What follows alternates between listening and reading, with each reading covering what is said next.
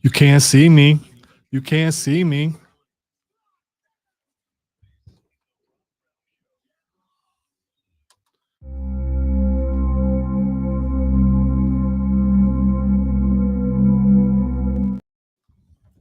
Big Daddy, how you doing? You know, it's a solid start to a Friday.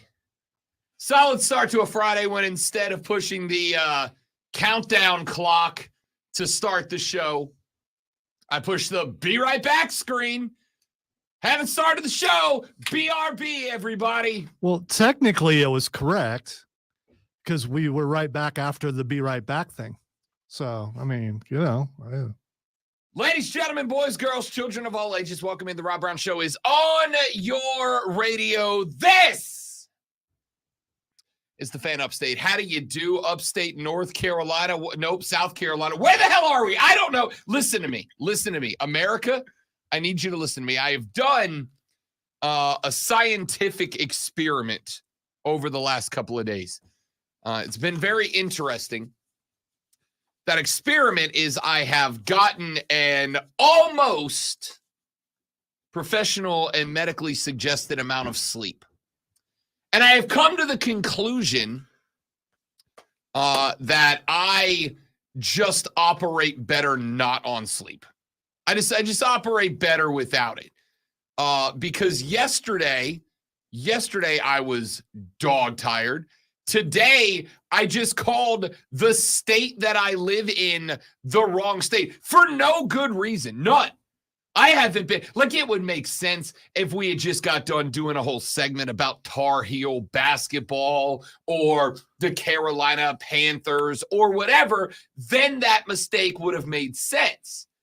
But we didn't do any of those things. We just opened the show, and I blew it out of the gate. Did Tepper make you angry already, and you were thinking about North Carolina? I haven't even heard from Dave Tepper in freaking days. In a week and a half, we haven't heard from Dave Tepper. Silence is beautiful, by the way. Yeah, you're doing a great job, Dave. Doing a great job, Dave. Keep it up, big dog. Howdy, y'all. Welcome in. Great to have you. Hope everybody's well. Hope your Friday is off to a spectacular start. If you're up this early, it's not. But, you know, we trudged through. Champions rise to the occasion. I'm having a great time so far. No, you're not. You hit a bunny on the way home. You got a stick under your car. You're not having a great day. But you don't understand. I survived, and I'm here. The herded deer was the scarier part. Are you one of those, I'm alive, so every day's a great day, guys? Absolutely. Oh, absolutely. The worst, man. Why? The worst. Because some days are crap days. Yeah. And that's okay. It's okay to say. Would you prefer to be dead? A crap day. Would you prefer to be dead? No, but that doesn't mean that you can't. Like, some days suck. Some days do. You're right. Go. You're right. But even on the suckiest days, there are things that you can find that might make you smile, that might make you go, yeah, I'm glad I'm still here. I mean, I'm not saying. Like Rob's killer Carolina hockey jersey. I mean, that thing is sweet. It's got his name on the back of it. Let me be clear. Let me be clear. Because somebody came at me, dog. They were like, Rob, you're wearing a Carolina jersey. Let me make this very clear. I will wear any jersey gifted to me that has my name on it. I am, and can you say attention W word on the air? I don't know if that word's appropriate in this case. I mean, the word is appropriate. I don't know if we're allowed to say it. Attention world? No, okay. All right. Bless your heart. I don't know. Attention who are. Really? Why would you want to say that Because that's what I am right now. Oh, you're saying you are a. I'm saying I am one because I will wear any jersey. That's not true. Okay. Let me add some caveats. I was gonna say, because I could come up with some that I'm not wearing a Falcons jersey with my name on it. I'm not wearing a Cowboys name with my name jersey with my name on it. But if there's a reason, if I go anywhere else, right? You take me to Seattle and somebody hooks me up with a Seahawks jersey with Rob Brown 3 on the back of it. I'm trying to think of another word. Propaganda prostitute. That doesn't work. But I think but I like it. I actually do like that. I think I'm on the right. Propaganda prostitute. I like that. There's some radio shows that could be considered that. Not this one, of course. I will simply say no one has yet, because I will wear it, no one has yet gifted me a Clemson hockey jersey with my name on it. Please don't do Somebody that. gifts Please me a don't Clemson do jersey. they with have my a name. hockey team? They do. Do they? Are they any Literally, good? last weekend, they played Carolina's hockey team at the Well. Who won? Carolina did I was again. gonna say, They're very good at hockey. I asked if, yeah. The Gamecocks have put together a I hockey didn't know program. that farmers knew how to skate. They sure do. Wow. And they play, for the record, I did not get to attend because I had my nationally syndicated gambling show on Saturday. And unfortunately, the times just didn't line up. I could not get out of my show in time to get there. Last year, Clemson got wrecked in the Palmetto Bowl of hockey. This year, I think it was a 2-point game. When it was all said and done, they put on a show. Yeah, but in hockey, that's a lot, right? 2? It's like losing by 10 in football. Right. Like, yeah, it's still a lot. And then there's the context of the game. You get what's the average score goal. in hockey? Oh, I know in pro hockey it's probably less than it is in college. You probably score more in college, right? Yes. It's the antithesis of college basketball. So anyway, point here is any jersey with my name on the back of it, I will wear it because the name on the back of the jersey is more important than the name on the front. All right, so I'm not buying all this entirely because I think color has something to do with it because even your Dungeons and Dragons hockey jersey is red. By the way, I just want to point out it's also red. It's some kind of red. Well, 2 things. Number 1, this isn't red. It's garnet. Which is a form of red. No, it's garnet. It's a form of red. Garnet. How do you make it? You got to make it with red, right? Red and what? Yeah, and then you mix it with something else and it becomes something new. So it becomes a different grade of red. All right, so if I hand you a Jack and Coke and go, this is Coke, really? Then you're going to say no to that, really? aren't you? Yeah, anything with alcohol, I'm going to say no. Right, but the point is... The analogy doesn't work. What are you talking about? It works perfectly. It does not work. You said garnet is a type of red because it's made from red. Okay, then Jack and Coke is a type of Coke because it's made from Coke. It's a type of red. It's a flawless analogy. That's all I do. Just like teal is a type of blue. I don't know if you guys saw this yesterday. Some of you did because about 7 of you sent it to me on Twitter. But after my outburst yesterday about the Mike Tyson, Jake Paul. Well, look at this. When I start typing it, is garnet a shade of red? Other people have asked that same question. Okay. People also ask if the world's flat. Doesn't mean it is. It's garnet. It's not red. It's a different thing. This might have similar things to do with what he's about to talk about. We got off the show yesterday after my alleged, and I was told this, I was told this by someone who holds a bit of sway over me and my job, that my take on the Mike Tyson situation with Jake Paul was, and I quote, a little too much, end quote. They brought me here to the morning drive along with the great one, Lonzo, because we are just balls of energy in the AM. Zach showed up and said, Rob, why are we already yelling at 6 a.m? Because they pay me to, dog. Okay.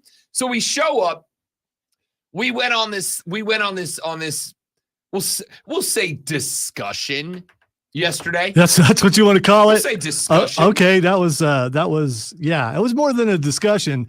That was you being, when the adrenaline went away, I witnessed it in the office.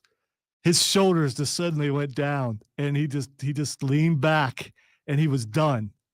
So, that's how you know that you were way too into it. I was hyped. I'm not going to lie. I was fired up. That's because I have a burning passion in my heart for sport. He's a boxing snob. That's what you are. You're an elitist of boxing because of Roy Jones.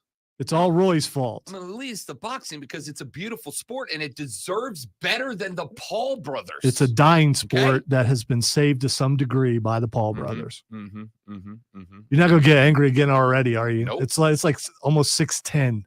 You'll burn out before 8:30. Don't do that. First off, I've never burned out on a show in my life. Second off, we got off the air after my, and I quote, a little too much take on Mike Tyson, because I don't know if you know this, he's 57. I've heard that multiple times yesterday. I got off the show after we did a boxing segment where the whole takeaway that I needed all of you to understand is that he's 57. I get to the office, the fortress of nerditude, and not an hour and a half later, I get a couple of Twitter notifications that different listeners and friends have attached my name to something on Twitter. So I go, I click it, I open them. And what do I come across but the fact that not nary an hour and a half after the show came to its stellar conclusion yesterday that trending on Twitter, now known as X, was he's 57. Just he's 57 was trending on Twitter. I want you all to know it is with no small feeling of responsibility that I accept the title of global influencer. Wow. So you did this. Way to go, you. Way to go. And it's not even that controversial. I mean, way to go. What I would like to say here is there were two reasons that he's 57 was trending. Number one is because I acknowledge a small subset of people like myself going, again, box a boxer. Elitist. Box a boxer. Yeah. No. Box a boxer. Which he's going to do. Okay? Box a boxer. Yeah. Box a boxer. And then how about box the boxer? When people who don't know boxing still know this guy's name, he is synonymous with yes, being a killer inside the ring. So he's 57. There was a small subset of us that were tweeting that, again, box a boxer. And then there was a much larger subset of the people that had Mike Tyson / he's 57 trending because a training video of Mike Tyson started making its way around the Introsphere. Is that the same one that I sent you yesterday? It is. Okay. All right. It is. Yeah. A training video of, again, noted 57-year-old Mike Tyson started making its way around the internet. In fact, RG3 shared it. In fact, what the heck? I'll throw it up on the stream at facebook.com. Make sure it's muted because it is. Okay. Because I am a broadcast professional. I know, but it's early and you might, not be a broadcast professional. You had trouble figuring out how to turn the mic on earlier. So that's very fair. Yeah. If you go to facebook.com/thefanupstate, twitter.com/thefanupstate, search The Fan Upstate or The Rob Brown Show on YouTube or The Rob Brown Show on Twitch, you're about to get to watch this video with us. This is 57-year-old Iron Mike Tyson. And let me just say that I wouldn't fight this dude, all right? I wouldn't fight this dude. Certified. He, in the opening clip, I don't know if you catch it right there, Zoe, but on this clip, pow, he hits old boy in the face. Like, he's sparring with a guy who's wearing a bodysuit, right? It's a big, thick, heavy pad that basically turns a person into a boxing heavy bag, right? So that way you can throw punches at somebody that you are sparring with. And you get an idea of movement and things like that, and exactly where a human where you're going to hit a guy. Yeah. Right? So he's going through this. And as he's going through, and ordinarily in a sparring session like this, what you're doing is you build a sequence of punches with the trainer, and you're throwing that sequence because what you're looking for is in the fight. You're looking for the moment where that guy's hand comes up. You can get that sequence in there, and then pow, pow, pow. You can hit him with 3 or 4 that your body is doing. It's like shooting a free throw out of muscle memory, and I think it just clicks for Mike because in the opening clip of the clip that we're playing, he catches his sparring trainer on the right cheek with a blow. And first off, I don't know who this trainer is, but good on him for not going to sleep for a couple of decades because Mike is throwing hands. Yeah, it also looks, if you watch the sparring partner, he hits Mike on top of the head. And then afterwards, I think he got a receipt. I think that's what happened. I will go with so in the sequence, what a trainer who's helping you get these sequences down is doing is he's got his own sequence too. He's going to throw hands that you got to duck under. It's the old bob and weave. You don't want to get tapped up. And that's kind of part of it, is seeing and getting your body used to seeing, all right, I see that hand go this way. He's probably coming with a cross. I need to get under it. And then when I come out from underneath it, I'm coming with the hook, whatever the sequence might be. I don't know. I don't care. Mike puts a glove on this guy's right chin. And even though it's a full speed move, you can see the head turn. I mean, he gets him.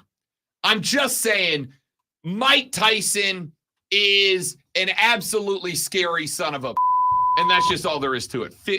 And I don't know if you know this, he's 57. Yeah, I do know he's 2 years older than me. Man, I wish I could move like that. Right now, I'd be good with moving Bro, like that. He is 20 years older than me, and I wish I could move like that. Unbelievable. I just want to point out what I said yesterday. He could make Jake Paul quit boxing. Look, I hope if he hits, he doesn't have to knock him out. He could hit him so hard in the stomach or maybe even in the arm where Jake just starts crying and says, why am I doing this? I'm out. I hope he does. Listen, the greatest pound-for-pound fighter of all time is Roy Jones Jr. That's not just because I worked for him. That's genuinely true. My man won championships in like 6 different weight classes, and he beat everybody, everything from cruiserweight to heavyweight. He was an undisputed consensus champion. He is the best pound-for-pound fighter of all time. Pound for pound, because he fought at all the pounds, right?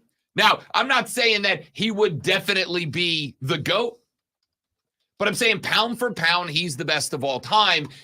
If Mike spins Jake's head around like that chick in The Exorcist, I might go ahead and just give Mike the GOAT title at that point, because I'll never have to hear from Jake Paul again. And I'm totally on board with that. I'm totally fine with that. And yes, before anybody goes, he beat you. Yes, I know. Both of these men would murder me. I know that. You know that. We all know that. Doesn't change what it is. 57. Iron Mike's out here throwing hands like he's 25. Unbelievable. If you haven't seen that video, go to Twitter or just go back in time on this stream and you can see it. So from all this, have you changed your mind? I mean, no, he's 50. Okay, I'm not doing this again. Okay, because it's too early to get worked up. It seemed pretty positive, everything you were just doing. He looks great. Yeah, I mean, he looks great. He looks unbelievable. I hope at 57, I can get to a point where I stop waking up because my neck hurts after a night of sleep. You know what I mean? And this dude's out here throwing blows that would put most average men to bed for good. I hope at 57, I can get out of bed without having to ask my fiance to stretch my arm so that it unlocks because I slept on the wrong side of the body. That sounds like that really happened. It sucks. All right? It did. It does. It sucks. The first part of it, I've started showering in the morning. I don't want to. I want to shower at night. I've started showering in the morning because I need the hot water to limber me up. I am so tempted to clip that. I started showering in the morning. Good. I noticed a difference in the room. Yeah, well, that's why I haven't worn a hat in 2 days. Because the hair is fresh and clean. All right, we got a show to do. We got a lot of stuff we want to get to on the radio broadcast today.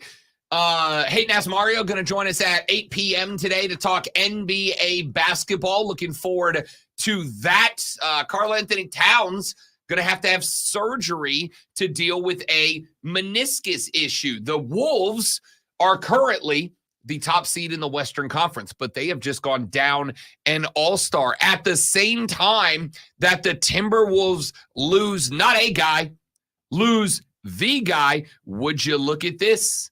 The Denver Nuggets got a win over the NBA's, air quotes, best team, the Boston Celtics, ground one out over Beantown last night. So, hey, how about those Golden State Warriors after you were all excited that they were back? Yeah, that was that aged real poorly. That take didn't make it out of Thursday. Like ordinarily I make that take and a take like that lasts a couple of weeks before you either get proven prophetic or a clown. Normally you get 3, 4, 5, 6, 7 days where you're like, see how big smart boy I was with that pick. That pick didn't make it 7 hours. That's pretty rough. And Steph got hurt. On top of all of to add insult to injury. I said yesterday, I was like, maybe the Dubs are back. It's run time. They got it handed to him last night and Steph limped off the court. Not great, Bob. So we'll talk about that later on in the show. Like I said, Hatin Ass Mario at 8 o'clock to talk basketball with us. NFL's top 25 free agents. Yahoo Sports put together a list of the top 25. It's actually down to 23 now. Available free agents in the NFL. I'm going to ask, which of those, if you are the Cats, are you going after? Which of those, if you are the Carolina Panthers, are you making a play on? I've got about 5 that I want to see a contract offer thrown at. And I'll tell you who they are coming up later on in the radio show. And outside of that, I'm not going to lie to you, kids. It's Friday. I demand your participation in the radio broadcast today. 844-326-3663. That is the number for the renewal by Anderson of the Carolinas fan phone. 844-326-3663. You may text us on the text line at 71307, 71307. Start your text with FAN, F-A-N, FAN, F-A-N. We'll read them on the air. And, of course, tweet X post us at The Rob Brown Show, at Lonzo on Word, at The Fan Upstate. We're trying to do a break. I got to tell you, whatever y'all want to talk about goes today. We're a listener show today. What do you want to talk about? So, Greenville, what do you want? All right, whatever. Rob and Lonzo and you, The Rob Brown Show rolls on after this break. It is The Fan Upstate. The heck Hello, is Jeffrey Scott Miller and is Michael wrong, Vincent Paul Kicklish. wrong with you? What is wrong with you? So many Listen, things. listener. I mean, no, stop that.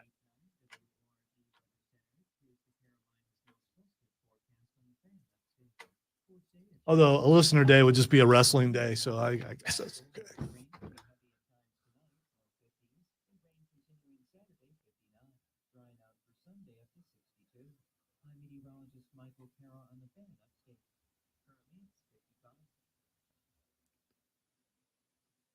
You might not know this, but the Ingles Bakery is actually a bakery.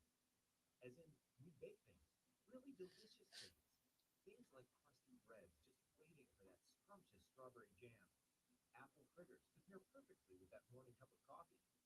Cakes for any occasion, customized to your precise standards. And if we mention cookies, You know what? We can talk some wrestling later in the show. I'm gonna be honest with you. This is outside of the NBA, just some spring training.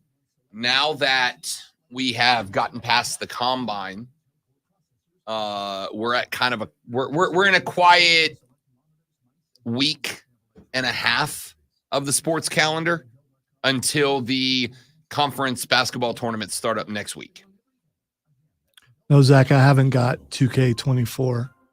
I need to send a message to a guy that I know. I got a guy.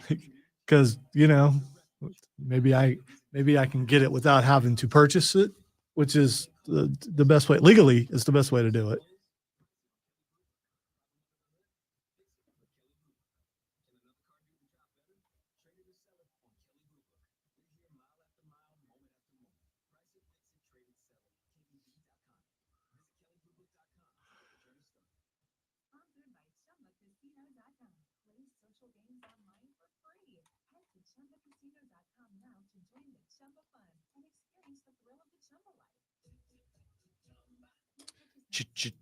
Chumba. These people have gotten so much free advertising on this show.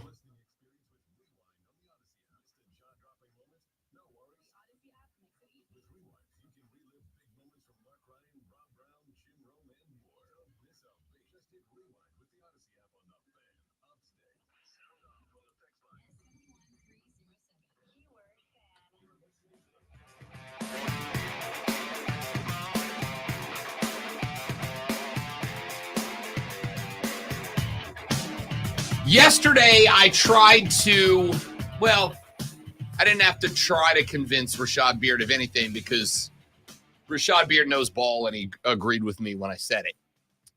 I have made the argument that the Carolina Panthers are going to have to roster build, and they're going to have to go about it in a very specific way.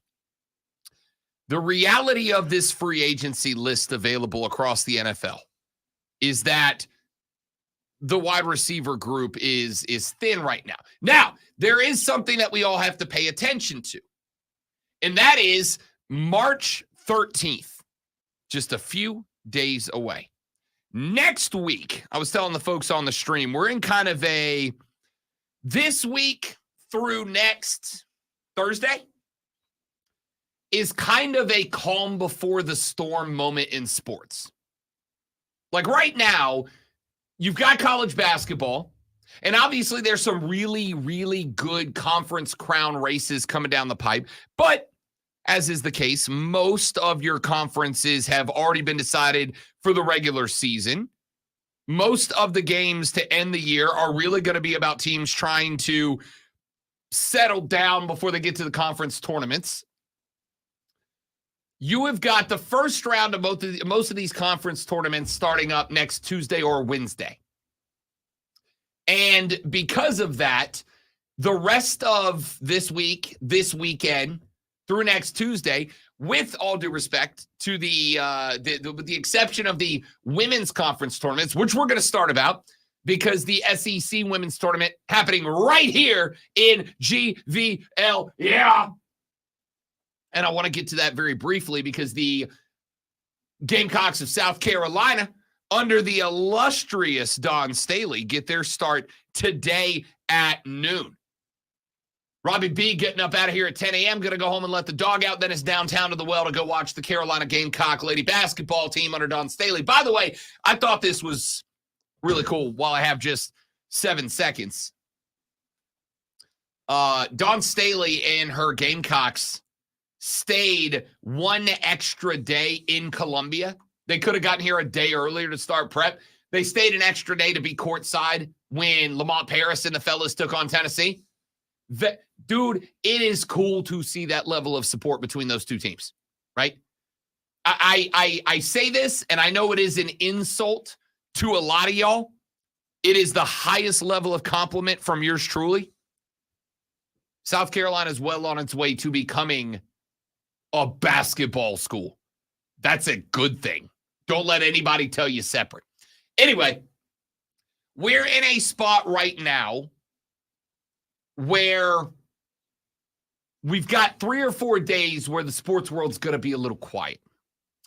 And because of that, it's really a good time, I think, to take a look at some of the more speculative and future elements of franchises, teams, players, coaches, whatever. And I'm going to, in this case, start with this one. I'm going to start with the Carolina Panthers roster construction. And in that, I presented to Rashad Beard yesterday my off-season plan for how to make that happen. This team is going to be obligated to, in my opinion, this team is going to be obligated to building the wide receivers room through the draft and building the offensive line through a free agency. So then I thought, all right, let me go look at the free agent list. And let's see if we can pick out anybody that fits, that jumps off the page. Across the offensive line, there is not a ton, but there's not nothing either. You've got Kevin Dotson, except for, and this is why I'm a little concerned. Kevin Dotson was on the table. Kevin Dotson agreed to a 3-year, $48 million deal with the Rams. He was, in my opinion, The best offensive lineman that would have been available for Carolina, they did not jump. Now, I know there's a lot going on. The draft is around the corner. Obviously, we're waiting to see kind of what the market looks like for different teams and for different positions. But I'm at a spot now where if this team wants me to truly believe that they have turned a corner, that they are on their way to reaching that next level that they have not reached since a long time ago, do we not want to see this team being aggressive right now? Like, you've got the cap room to play with, okay? I know you needed to get the Brian Burns deal settled. I understand.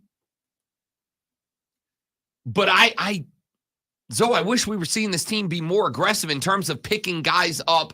Now, I want to have as much of the roster settled by draft day as I can, specifically across the offensive line. The fewer offensive linemen that I have to draft in a couple of weeks, the better. The less questions there are about what I think is one of the only two position units that it is mandatory to upgrade if you are Carolina. That is the offensive line and the wide receiver room. The offensive line, there are names out there, and there are still names out there. Tyron Smith out of Dallas, a phenomenal performer. Now, a rash of injuries throughout this guy's career. Played in 13 games last season. Durability is a concern. New England Patriots offensive tackle Trent Brown is out there. This dude is he's a tank who wears a helmet. He is available right now. Is he older than the guys that are on the team right now? Most of these cats are. And it would appear that they're trying to go younger everywhere, which is we're not going to win now. We're looking to win in the future, build things through the draft, which we've seen done before, and it takes a couple of years to do. So maybe they plan on picking up linemen and receivers in the draft, and they're not worried about free agency. My only issue with that is I do not think you have the capital. It's cheaper to go through the draft, isn't it? I mean, financially, yes. But you start to get to the point where I ask the question, and I know that this is the spot where our dramatically roads diverge. To me, regardless of what you do at any other position, anywhere else on the football field, if you don't do something to make sure that Bryce Young doesn't get broken, and I mean that both mentally and physically, if you don't do something to make sure that cat doesn't get broken, it doesn't matter if you draft like the greatest drafters in the history of drafting. If you don't make sure this cat makes it out of next season healthy and mentally composed, then it doesn't matter who you draft. I understand, and I agree with you. The goal is to get younger. The goal is to build a core, a foundation. The goal is to put together a group of guys that you know is going to be together for a couple of years, including across the offensive line. I'm great with that. The problem here is with the draft capital that you have, I don't think you can address both of those rooms in this draft. You cannot address both of them. You've got to pick one. And considering you're not picking until 33, considering the wide receiver room is the deepest wide receiver room of, I don't know, a very long time, I would feel better about a guy that in other years would probably be drafted around 15, 16, 17, falling down to 33, because the list of teams that are going to draft receiver is not extensive, and the list of receivers is. I would rather go youth and get some guys that can develop as receivers alongside Bryce Young entering his rookie year and build a veteran wall of guys out front of Bryce Young to keep him upright and not broken while he develops that chemistry. Then next year, because we agree, this team ain't winning anything this year, next season, the 2025 season, Then in that draft, I'll have a quarterback that's healthy, fingers crossed. I'll have a wide receiver group that built a year of chemistry with him organically. And now I go get my new foundation of young offensive linemen to pair up with that. Now I'm cooking a little bit. Nah, because you won't make it the next year. I would go lineman first. Who's the best tackle out there that they could get at the first pick in the second round? That's the other problem. Because if there's a really good tackle, you get that tackle, you move Icky into guard. There, you've got some youth. He will play better at guard. Although if you're going to a running offense, he plays pretty good in a running offense. But still, if you're thinking about moving him inside, because you're not going to get rid of him, and we have seen him play well, and then last season happened. The sophomore slump is a real thing for him. You move him into guard. You get a decent tackle in the draft. Move that guy out there. You keep a couple of the guys that you have now. And you worry about the offensive line first. I would get a lineman first. My very first pick would be a tackle if there's a really good tackle out there at the first pick in second round, right? First pick in second round, 33. Yeah. So I would go a tackle first. See, because if you shore up the offensive line with some young guys that can gel early, I would rather have veteran wide receivers right now and have a young offensive line. I would not hate that, except for there ain't none of those. There's going to be one guy on March 13th that I have my eyes on. T. Higgins is off the board now. We know that. Michael Pittman Jr. is off the board now. We know that. There are none. The only guy at that position, as of right now, that I am aware of, because the other thing is you can wait till March 13th. The league new year rolls over. Some guys are going to get released. Some guys are going to become free agents at that spot. The only guy that, and I'm not saying this isn't going to change in the next week, but the only guy I'm aware of at that position that is going to be available on that day that I say is an upgrade, and even that some of y'all are going to push back, is Michael Thomas, that New Orleans told yesterday they're going to not – he was on a one-year deal. They're not going to renegotiate, so Mike Thomas will be a free agent next week. He is the only guy that I am aware of at the wide receiver position that – and for the record, I know some of you are going to push back because Mike Thomas has got injury history and there's a little drama with him off the field and all that. I understand – Mike Thomas is still better than any wide receiver on this Carolina roster. So you've got Marquise Hollywood Brown. You've got Calvin Ridley. You've got Mike Thomas. You've got, honestly, that's pretty much the list of guys that are upgrades. You have touted this being the best wide receiver draft in a long time. They've got 6 picks. My first pick, I'm going lineman. My second pick, I'm going receiver. Then I'm picking up another lineman. And then the rest of the way, get receivers. I mean, if the draft is as deep at receiver as you say, you can pick up some guys, you can pick up some steals in the third and fourth round that at least are faster and younger than the guys that you have right now. Well, anybody's going to be younger than Adam Thielen, and that's with all due respect. But again, I'm fine with young and speed because I'm begging to be able to move Adam Thielen back to the slot. We saw what he can do last year. He can still go, but I need him in the slot. I don't need him out He's there. He's also open a lot, and if someone has time to find him, that would be better. So lineman, got to go lineman. All right, what do you guys think? Lonzo's saying they need to lean on the lineman. I'm looking at a wide receiver class that theoretically, could see guys like Troy Franklin out of Oregon, Adonai Mitchell out of Texas, Ladd McConkey out of Georgia, Brian Thomas Jr.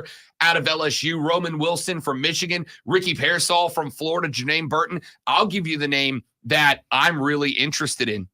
I'll give you the name that I think could very well be available, shockingly, at 33, because I honestly think in most years this guy's off the board before 33. Keon Coleman out of Florida State. That's a cat who goes 6'4", 215, and is going to put up a 4.32 40-ish, somewhere in that ballpark. Jalen Polk out of Washington. Everybody's focused on Rome Odunze, for sure. Rome Odunze was that offense through the air last year, partially because Jalen Polk was able to get him open. Guess who showed up to the combine and made a little noise for himself and would allow the Carolina Panthers to put a narrative about themselves to bed? How about Carolina at 33 going with an X factor and bringing in Xavier Legette? I actually like that. I think in the first round, this team is almost obligated to go wide receiver. Second round. The problem is once you get to the second round. No, their first pick is in the second. Oh, sorry. round. Yeah, I get what you're saying. With their first pick, once you get down to the second round, you start seeing names like Jamari Thrash out of Louisville, Brennan Rice out of South Carolina, Malachi Corley out of Western Kentucky. There's going to be a playmaker available at 33. Marvin Harrison Jr. is going to be off the board. Malik Neighbor is going to be off the board. Roma Dunze is going to be off the board. Brian Thomas Jr. could fall that far. That's a 6'4", 205-pounder with speed on the outside. Ladd McConkey, who only goes 6 foot 185, but ask the Florida fans about what Ladd McConkey can do if he finds a seam. The only problem I have Seen with a bunch him, of Panther fans really want Ladd. I don't, and I'll tell you why. Because Ladd McConkey is just a new age Adam Thielen. And I say that with great compliments because Thielen's a dude. The problem is I've already got my slot. I don't need a slot receiver. And that's where Adonai Mitchell from Texas comes in. 6'4", 196 pounds, red zone killer. That's a dude I'm interested in. Troy Franklin, 6'3", 187 out of Oregon, is as smooth of a route runner as you're going to find in this draft. Roman Wilson. In other years, Roman Wilson is not ranked 49th on the board. He's 35th. He's 34th. Dude is fast. He's fast. Only 6 foot 192. He can play an outside wide receiver. He's quicker than Ladd McConkey. For what Carolina needs, this would be a need over ranking draft pick. I feel the same way about Ricky Pearsall. Real good player. I still want somebody bigger. Keon Coleman, 6'4". Jalen Polk, 6'2". Xavier Legette, 6'3". Xavier Worthy at 6'1", out of Texas. That's a dude that could be there. Tez Walker out of North Carolina. I'll give you one more name. And I think this guy is going to be on the board probably, likely, maybe, possibly at 65 when Carolina picks their second pick. But I'll tell you who I'd fall over backwards for Carolina to go get because I think he would fit in. And I know some of you are going to say too comparable to the young man out of LSU that the Carolina Panthers drafted a couple of years ago and it never worked out. The 6'7", 237 pound Johnny Wilson out of Florida State. You're giving me a 6'7", 230 pounder that can run the fly route? Tell me, Bryce. Worst case scenario. Hey, Bryce. If you get in trouble, fall back on the old Johnny Wilson's down there somewhere route. You might be able to see him with him being that tall, he's too. 6'7". Yeah, possibly. I went from he's 57 to he's 6'7". All right. Jamari Thrash out of Louisville is another guy that I really like, too. All right, so just some thoughts. My thought, Carolina's got to build the wide receiver room. Lonzo's thought, 33's got to be an offensive tackle. Where do you fall on this? 71307 is the number. Text to start that text with FAN. We'll read them on the air. Can also shoot us a call on the renewal by Anderson of the Carolinas fan phone. 844-326-3663. Back after this to wrap up hour one on the Rob Brown Show in the Fan Upstate.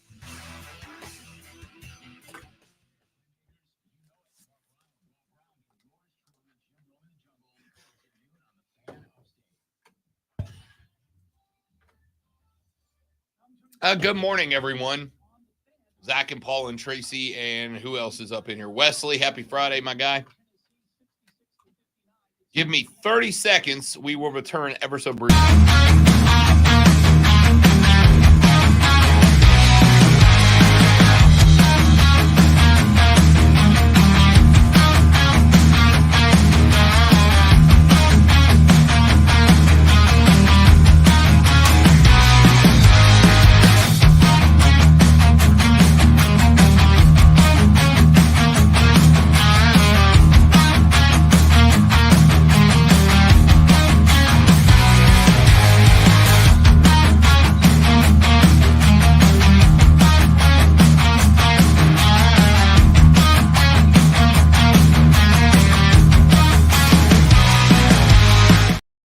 All right, it was 45 seconds, but thanks for hanging in there, guys.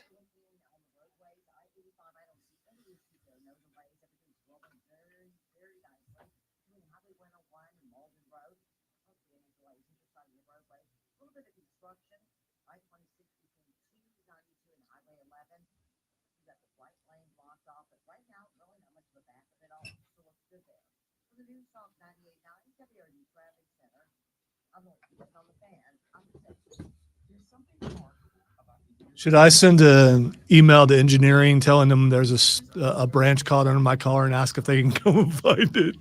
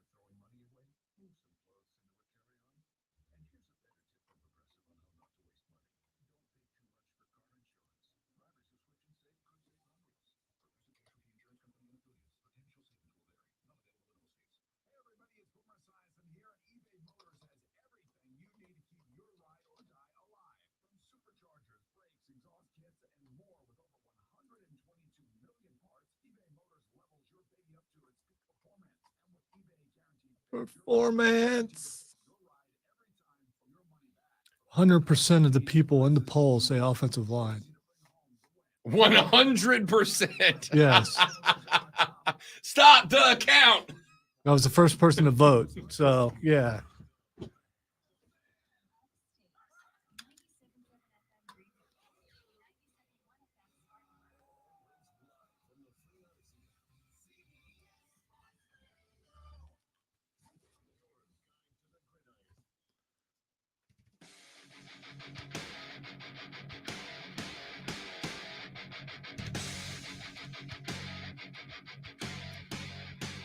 Wrapping up hour number one. Text line open 71307. Texter says, Rob, linemen take more time to develop, and wide receivers are more prepared to come in and be ready now. I'd take a receiver first and a veteran lineman.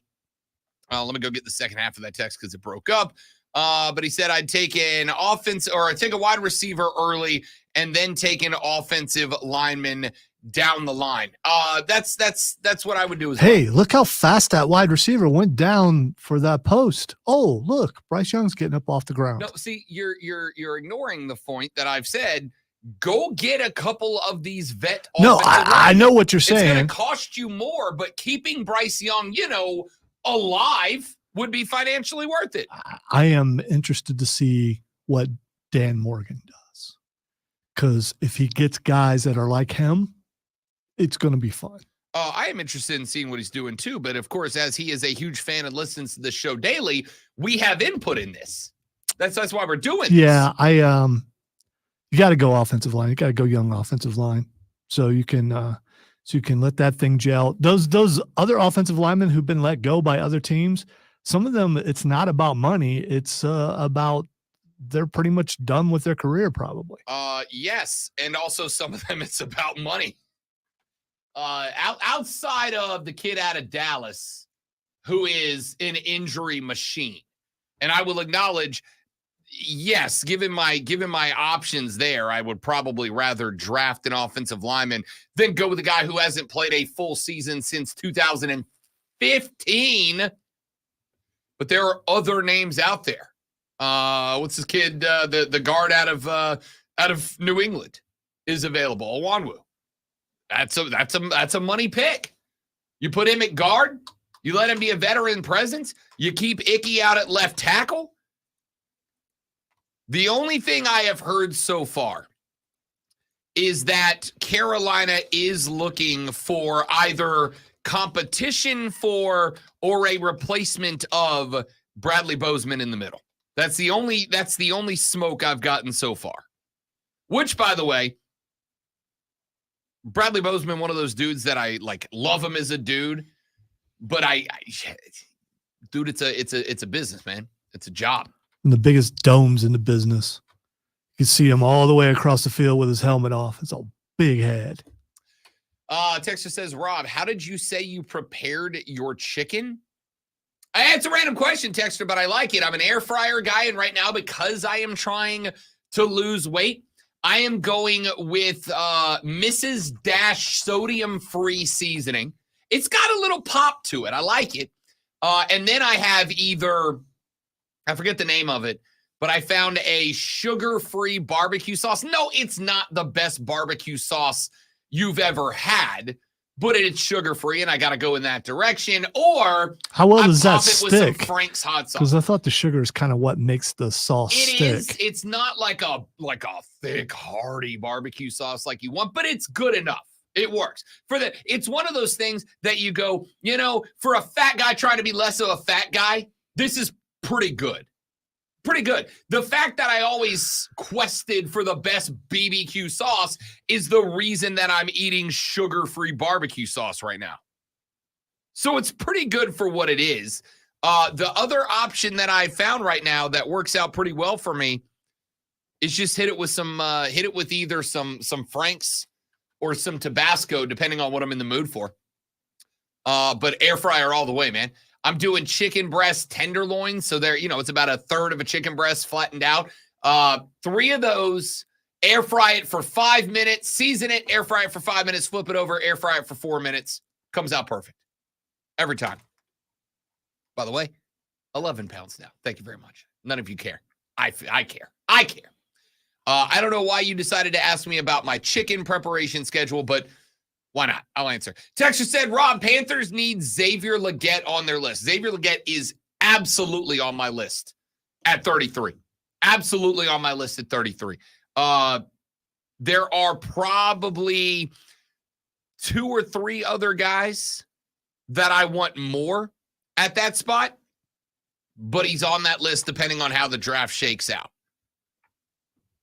Obviously, guys like Roma Dunze are higher on the list, but on the guys that are realistically going to be available at 33, he's absolutely one of them and one I'm keeping an eye on.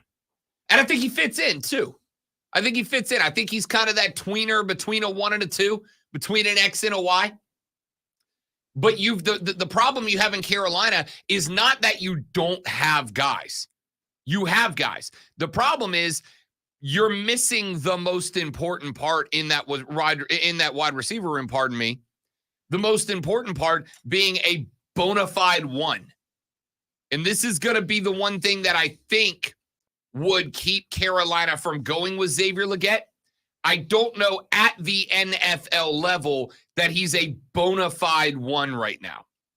And if you don't end up with a bona fide one, you're going to end up in the same position that you were in last season, which is you can't utilize Adam Thielen to the best of his talent, which is playing out of the slot. A guy like a TMJ is not a threat down the football field because there's not a number one guy pulling defenses away from him. And if you don't have that, the other guys on the field aren't going to be able to do what they do, as lazy as that might sound. All right, so I put it up on the Twitter poll. You have just been hired to be Dan Morgan's assistant GM for the Carolina Panthers. He's asked for your input on the Panthers' number 33 pick. Are you having them go wide receiver or offensive lineman? Put that poll up about 5 minutes ago. We got 7 votes out of the gate, and so far, offensive lineman is the pick of the general public. 71% of the 7 votes we have so far say OL. So go to twitter.com/thefanupstate, twitter.com/thefanupstate, and log your vote right now. We will keep an eye on that poll throughout the rest of the show. Before we get to the rest of the show, we, like the Panthers need a wide receiver, need this sports flash from Lonzo. Hey, I got you covered. I'm here for your needs. The SEC Women's Tournament is taking place at the Bon Secours Wellness Arena. Yesterday, Texas A&M knocked off Mississippi State 72-56. Kentucky fell to Tennessee 76-62. Auburn knocked off Arkansas 67-48. And Florida put down Vanderbilt 62-59. South Carolina makes their tournament debut today at noon against A&M, with Alabama versus Tennessee, LSU versus Auburn, and Ole Miss versus Florida following.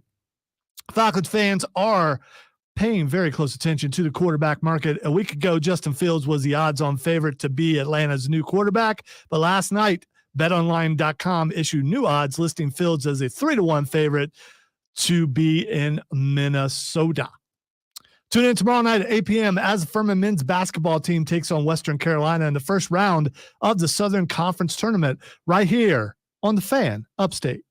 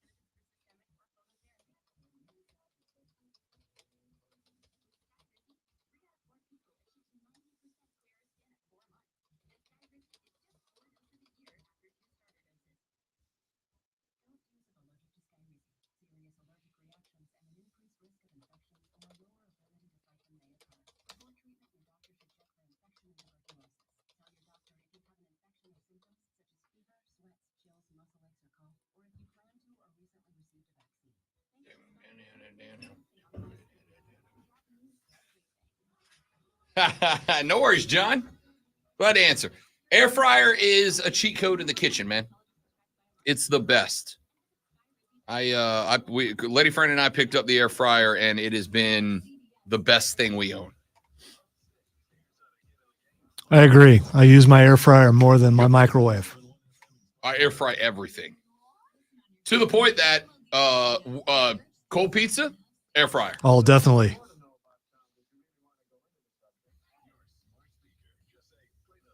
Even cold nuggets. Yes, everything. If say you get a 20-piece McNugget and you only eat half of it, the next day you can put it in there and it tastes like it just came out. Yep. It's good. Smith and James, the first break. 10-4.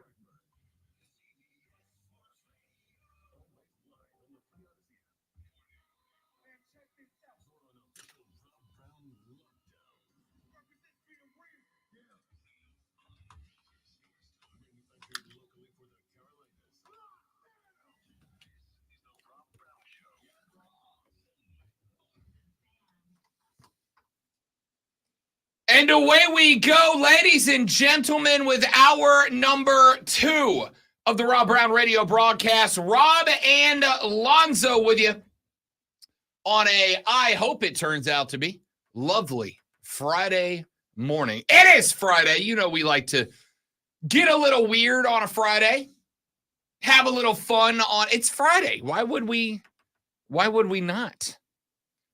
John said, thanks, Rob. I asked because I'm a little fat myself. Fat bearded guys of America, stand up, represent. We use sturdy around here. That's what we do. That's what we do. We have got a lot more stuff that we need to get into on the radio broadcast today. We have got to get into, in my ever so humble opinion, a little bit more NFL free agency. We got to talk some National Basketball Association, which, by the way, we will do coming up later in the show because the Hatin Ass one himself, Mario, will be joining us to break down some NBA conversation. Looking forward to that, always do. We've got to get into some of the world of soccer, as the United States women's national team is on to the W Gold Cup finals, taking on Brazil, a team that knocked off Mexico, a team that knocked off the United States. To me, this team needs to dominate this final. This team needs to dominate this final, and there's a good reason for it. I'll tell you what it is coming up later on in the radio broadcast, and it's for the good of all of us that are net heads. Hey, speaking of soccer, Greenville Triumph start their season tomorrow. They will be at home against Spokane. Spokane. Yes. Spokane coming to town. Furman Paladins Stadium will be the host site for that match tomorrow. Very much looking forward to be back in the building. And then, of course, your SEC Women's Championship taking place right now. Well, not right now, but like in the grand sense of right now. They could be practicing, could be out on the court. It's a little early, but you never know. I mean, they're athletes. They're motivated. I don't get up and do stuff at 7 a.m. Yeah, I you, do. Yeah, you do. Yeah. Before that. That was a dumb thing to say. Yeah. What are you going to do? Either way, ladies and gentlemen, it's just after 7 o'clock in the morning, which means that if you got one of those regular 9-to-5ers, you're less than an hour away from clocking in, from responding to the boss's overnight emails, to dealing with Margaret in accounting who ate your Chobani last night. Man, stick a Margaret. No one likes her. The worst, man. Whatever you got to do, you got to do that. And then once you've done it, you will, of course, take your first well-earned, well-deserved break of the day, and you'll go talk sports with your coworkers. And if you're going to talk sports at work with your coworkers, you're going to need this.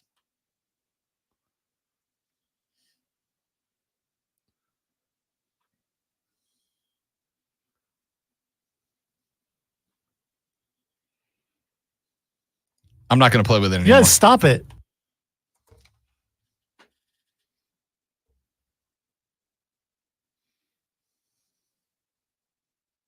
Yeah, stop it. You little weirdo. It's like the first cut I ever put on there. So, you know, every once in a while, It's you a gotta good one. you gotta play the It's a thing. good one. Is it? It's a good I one. think so. It is a good one. Okay, all right. Even if it drops an elbow on me, it's a good one. I can't fight about It's that. an atomic elbow. It is your water cooler cheat sheet, the top 3 sports stories that you need to know before you get to the office this AM and start talking sports with your coworkers. Let us begin with item number 1. This one, ladies and gentlemen, predominantly deals with the Atlanta Falcons, though it does have an impact on everybody because as we work our way towards the next major milestone in the NFL's calendar, that is next week when the league new year begins and you start seeing guys that are going to be let go, guys like Michael Thomas in New Orleans, guys like Russell Wilson in Denver, though he does have permission to go start talking to find his new team already. That's the next milestone. However, it is, if you ask many, not the biggest domino that needs to drop. That, of course, would be what the hell are the Chicago Bears going to do with the number 1 overall draft pick? Because if you draft anywhere from, say, 2 until 32, what the Bears decide to do is going to impact the rest of the draft. If Chicago decides to hang on to that number 1 pick and bring in a quarterback, that's going to have an impact on anybody. If they decide to hang on to number 1 and not bring in a quarterback, that's going to impact everybody. If they decide to trade back, that's going to impact everybody. So obviously, we're keeping an eye. And for those of you that have said to me, Rob Brown, I'm so tired of hearing about Justin Fields, please recognize the reason that Justin Fields is getting so much time on so many shows is not just because of Justin Fields and his National Football League future. I mean, that's part of the conversation, sure, but it is not the primary conversation.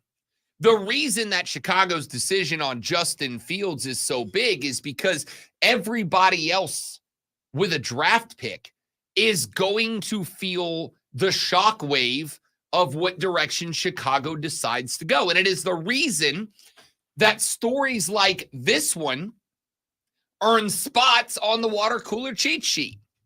BetOnline.com has offered up new odds about the Minnesota Vikings next starting quarterback. Now, there's a lot of names on the list. For instance, at 25-1, you can take a bet that Zach Wilson will be starting for the Minnesota Vikings next year. At 20-1, you can take the odds that Nick Mullins is going to do enough this offseason that he earns a spot to start in week 1. At 20-1, you can take the odds that the elite Joe Flacco did enough in his comeback bid last year, earning comeback player of the year award honors, that Joe Flacco will be the starter. And then you go to the top of the board. You go to the shortest odds of the available listed names to be the starting quarterback for the Minnesota Vikings in week 1. That name, Justin Fields at 3-1. Justin Fields is now, according to, and again, it's one site, though he is on the move on other sites as well. Justin Fields is now, depending on the book you're looking at, the shortest odds to be the starter in Minnesota next year. Now, that's interesting for a bunch of different reasons. One of the reasons that it is very interesting is because, and you might not be aware of this, but the Bears and the Vikings are in the same division. Ordinarily, a team is not going to want to is not going to want to send a guy that is a valuable piece of an offense to a division rival. They don't want to make their lives that much more difficult. The fact that Justin Fields is not only on this list, but is the shortest odds on this list, you know what that says to me? It says to me that the Bears don't believe in this guy. They have given up belief. Now, there was another story that came out that said that Justin Fields actually does have supporters in the building. That he actually does have allies within the Bears organization that are pushing Ryan Poles, their general manager, to hang on to him, to give him one more crack under this rejuvenated Bears offense to go get a Marvin Harrison Jr. or somebody of that ilk and give him a true number one and give him a shot at being QB1 with that setup. It also says to me that Minnesota is out on Kirk Cousins. With this news, Rob Brown placed a bet last night. Rob Brown placed a bet on the starting quarterback for the Atlanta Falcons in week 1. Not Minnesota, because I'm not quite there yet. But Rob Brown put a little spare change last night on the starting quarterback in week 1 for the Dirty Birds being Kirk Cousins. Why? Here's why. The fact that Justin Fields has skyrocketed up the odds list for Minnesota tells me that, yes, the Bears are ready to move on. They don't trust this guy. They don't believe in this guy. They don't think this guy is the guy. And that's fair. That's understandable. The second thing it tells me is that Minnesota does not trust Kirk Cousins. They are willing to let him walk. Whether or not that is fair, obviously, depends on your perspective. If that is the case, Kirk has got to go somewhere else. Then we had the report last week. And this is, I will acknowledge, a where there's smoke, there's fire belief for me. It does not mean that it is like, oh, I take this as gospel. But it seems that there were enough folks that were running with this story that somebody close to Kirk gave up the goods. The rumor is that the last starting quarterback for the Atlanta Falcons, Kirk Cousins, was internally at the least debating moving his family to Atlanta, Georgia. Now, leaving Minnesota is a good enough reason to move to Atlanta. As much as I dislike a Falcon, I have a soft spot in my heart for the city of Atlanta. It's a wonderful city. It's a great place. Are you a little worried that Atlanta might be able to win now that with Kirk Cousins? No, because I'm not a believer in Kirk Cousins. I'm not. And that's why this is, as far as I am concerned, and with the most humble of opinions being available to all of you, I don't believe in Kirk Cousins. If you ask me right now, and this is not me being ha-ha funny. You know I love being ha-ha funny. It's not me being ha-ha funny. If you gave me the choice right now between Derek Carr and Kirk Cousins, I'd take Derek Carr. That's not me like being a homer. That's me being an analyst.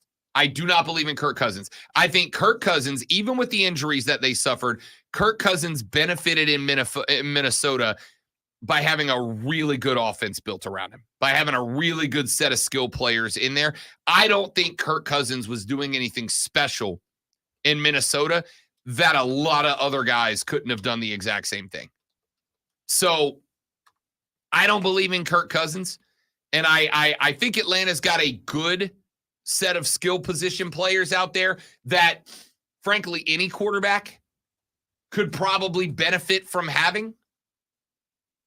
I don't know if they were Minnesota good with Justin Jefferson and Jordan Addison and KJ Osborne. And even though he probably wasn't what we wanted him to be at the running back spot, the dude they just released him. Not Addison. By the way, Madison. I just looked it up because I was curious about touchdowns for Kirk Cousins. He threw a ton with the Commanders, 29 in 2015, 25 in 2016, 27 in 2017. Then with the Vikings, 30, 26, 35, 33, 29. Last year, only 18, but he got hurt last year. He's pretty good. I'm just saying that's just touchdowns, but he's pretty good. I'm not saying he's not good. There's a lot of worse options out there. And I believe it was yesterday you mentioned that Atlanta might be a quarterback away from winning that division. Not winning it all, but winning that division. I did say that. And honestly, that might be true with Kirk Cousins.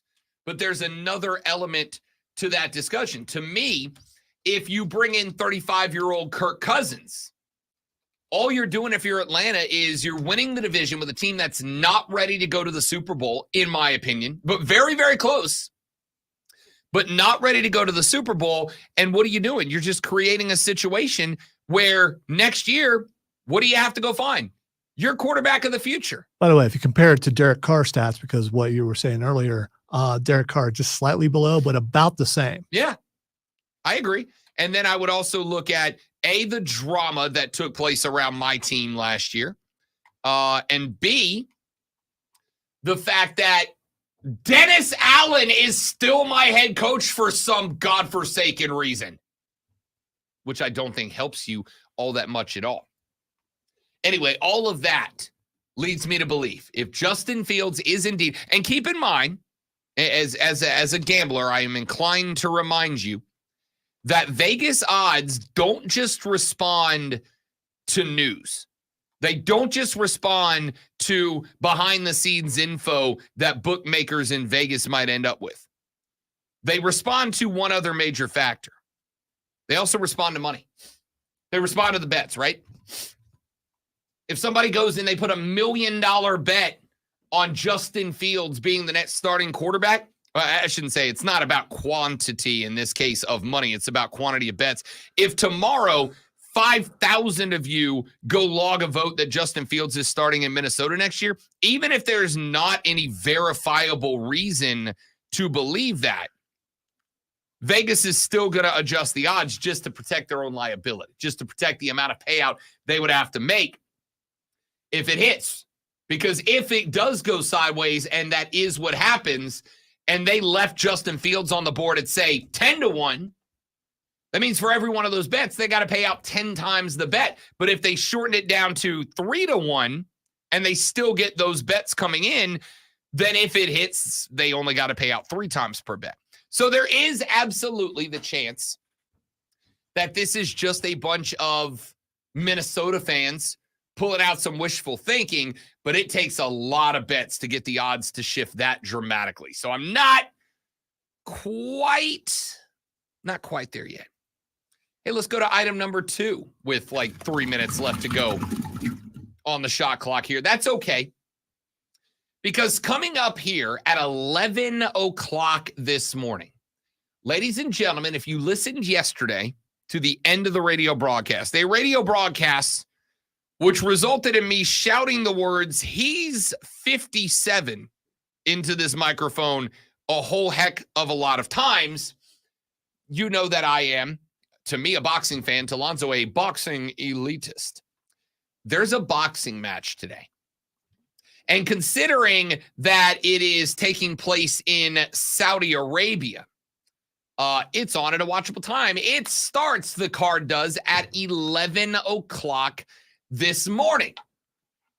And if you are the type of person who would spend money to watch an actual boxing match, not a social media clown, then I've got one for you.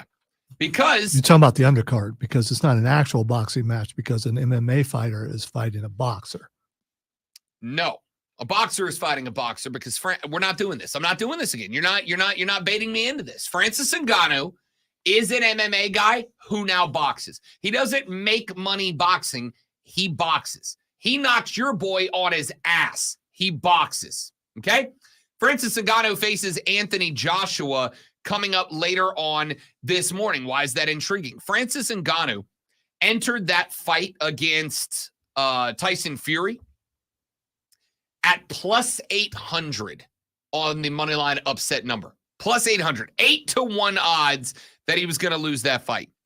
He knocked Fury down. And granted, Tyson Fury is, at least looking at it on paper, Tyson Fury is a better fighter than Anthony Joshua. Not by a ton. Which is why this number is interesting. Francis Ngannou today, great one, plus 230 to upset Anthony Joshua. just a tick over a 2-1 underdog in a fight against the guy who, if I put Anthony Joshua in the ring against Tyson Fury, probably like a 2-1 underdog. As I mentioned in Fight Club yesterday, which is Thursdays, tune in every Thursday for Fight Club. Narrative wise, Ngannou beats him, and then there's a rematch with Tyson Fury to make even more money. I'm not saying things are fixed or anything like that. It's just kind of would fit a certain narrative that would work out pretty well. That's all. Francis Ngannou, I'm not saying will, can beat Anthony Joshua. Can beat Anthony Joshua. And he can beat Anthony Joshua the same way that Tyson Fury beat Anthony Joshua. And if he's got the chin, because what has been Tyson Fury's calling card in the land of boxing? His chin.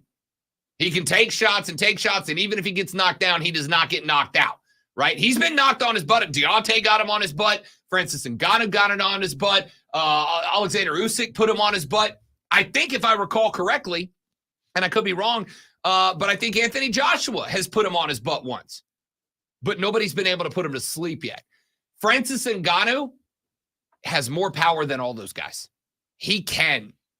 Scratch that. I'm not saying he can. He's probably the guy, if there's any on that list that can actually put Tyson Fury to sleep, it's him. And if he can put Tyson Fury to sleep, he can put Anthony Joshua to sleep.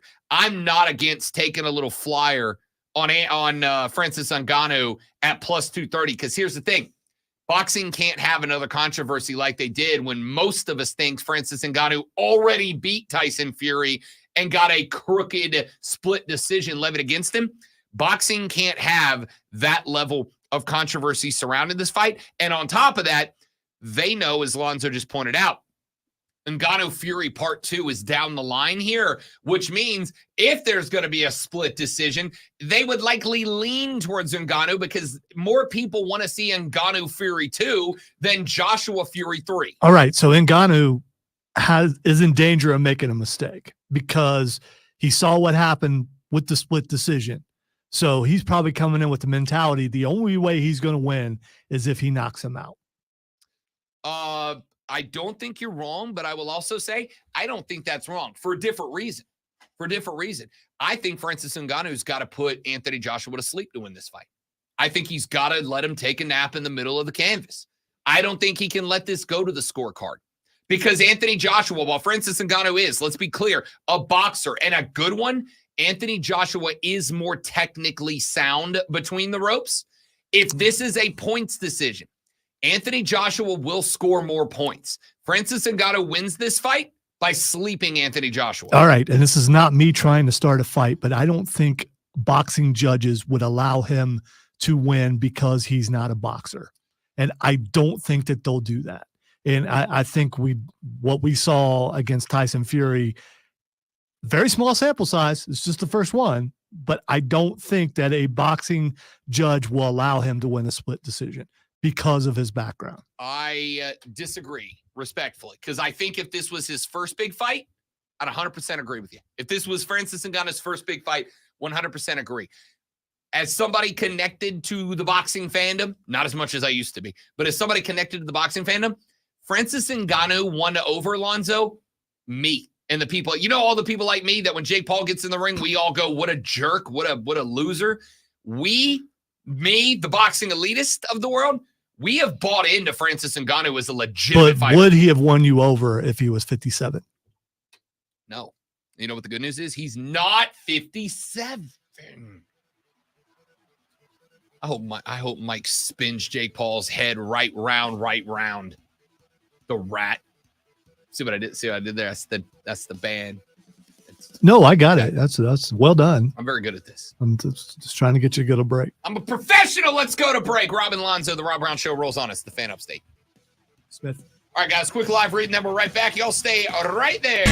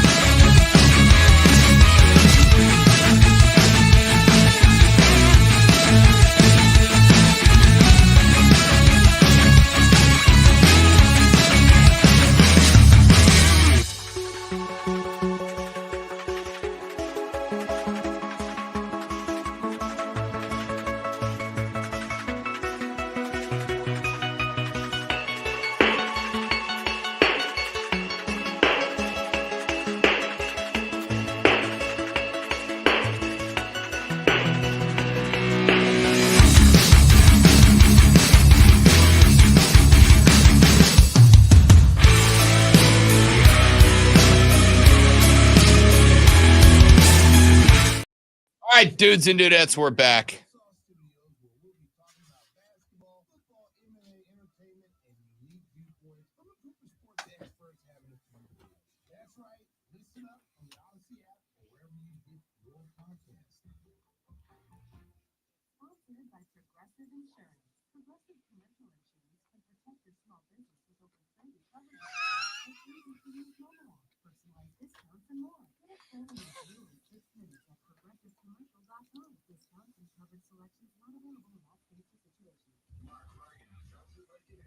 I saw it.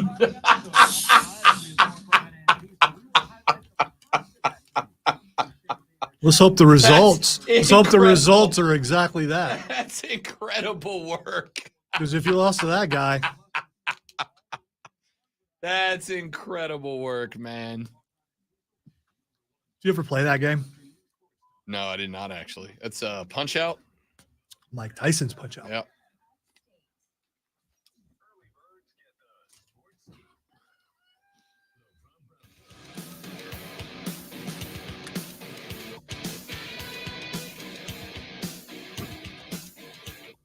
Chip Kelly was the head coach of the UCLA Bruins football team out in the Pac-12. He is now the offensive coordinator of the Ohio State University Bucknuts. He took over that job, departing UCLA to take a step down in title and money. And there were a lot of folks who wondered why. I told you my thought, which is Chip Kelly just wasn't as good at the job as he thought Your he was going to be. disrespect with the Bucknuts thing. It's just, I mean, it's just, I know what you're doing. And do you really want to do It that? makes me laugh. Okay. Mr. Meow. Yeah, you don't do college football disrespect. You're better than that, Lonzo. There's only your cat sound is comical. Okay, I'm done with this. So he heads to Ohio State University to be the OC, leaves UCLA, and we all wondered why would you take a step back? And, listen, I gave my thoughts, and my thoughts were he couldn't do it at UCLA. And for the record, that's a tough place to do it. You got Big Brother right across the street in USC that you're recruiting against. Good luck with that. The Pac-12 the last couple of years has been improving year by year. And now, you may or may not know this, but UCLA is not a Pac-12 school anymore. They're in also the Big Ten. Their lives were about to get much, much more difficult. And because of that, Chip Kelly took off. We did not get an answer, though. Until now, when Chip Kelly yesterday was on the Pat McAfee show, Pat asked him, hey, Chip, You little weirdo. why did you decide to go to Ohio State University? And Chip Kelly said, I say it all the time, but the best part of football is football. And as the game has changed at the collegiate level, and we talked about that, I think the head coaching role has turned a lot more into being a CEO than a coach. And I understand that. And that comes with the territory. But I was at a point in time where I could make a decision on what did I want to do. Like, I really enjoy coaching. I really enjoy being with the players. I really enjoy the relationships you have when you're in a meeting room. I had not been in a meeting room since 2008. I became a head coach in 2009.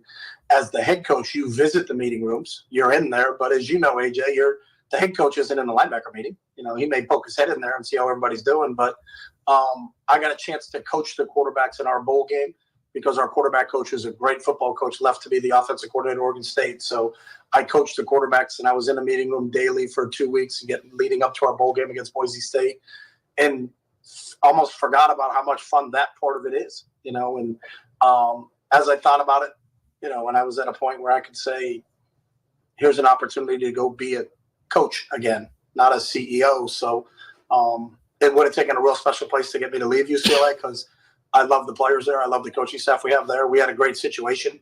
But the opportunity to come here and just coach football and not have to do the things that a head coach is asked to do now in college football appealed to me.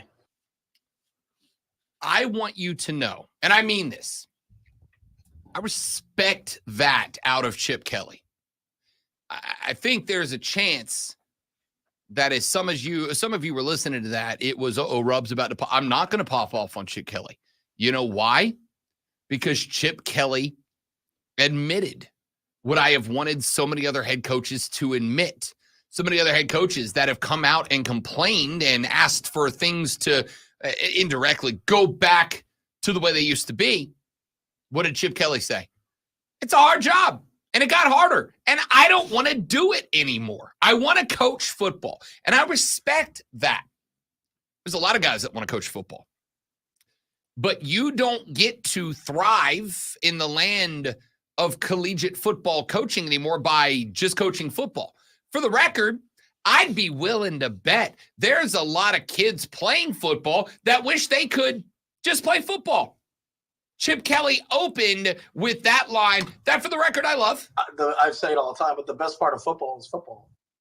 The best part of football is football. There's a lot of college kids playing football that I bet if you gave them the choice would love to just play football because the best part of football is football, for sure. But they don't have that either. There are obligations and requirements of you to play football. And now, if you want to succeed, there are obligations and requirements of you to coach football. And Chip Kelly just said, paraphrasing, I don't want to do those things. I just want to coach football. And as the offensive coordinator, he's still going to have to go to booster meetings. He's still going to have to shake hands and kiss babies. He's still going to have to do a bunch of that stuff. He's still going to have to recruit. but he doesn't have to get involved in so much of the minutia. There is going to be a larger focus on just coaching football. And I respect a dude that said, no, I'm going to walk away. I'm going to walk away from all the extraneous stuff that I don't want to do to go do the part that I do want to do. I respect that. Look, here's a reality. I just want to do radio. I just want to come in here every day for 4 hours alongside the great one and put on award-winning radio. That's the gig. But see, there's other stuff that I have to do in order to make that happen. I've got to go sit down and edit audio. I've got to go sit down and edit video. I've got to put those out. I've got to go to station meetings and station events. I got to not take a nap because we got a Zoom meeting I got to be in, or whatever the case might be. I don't get to just do the fun part of the job. If you ever get a job where you only have to do the fun part of the job, congratulations, you found the unicorn of employment. Good for you. I respect Chip Kelly for right now being the only coach that has grabbed a mic and said, yeah, I don't want to do all the BS that comes along with the portal and NIL and all that. I just want to coach ball. And I appreciate him going on a mic and actually having the rocks to say it. All right. I was more concerned after watching it than I was happy, because later on in the interview, they asked him who was calling the plays. And he said he's only calling the best ones. And Ryan Day is calling the ones that don't work. And apparently so you know what that says to me? That there are two people calling the plays, not one person. And that could get ugly. I am interested about that chemistry between Chip Kelly and Ryan Day.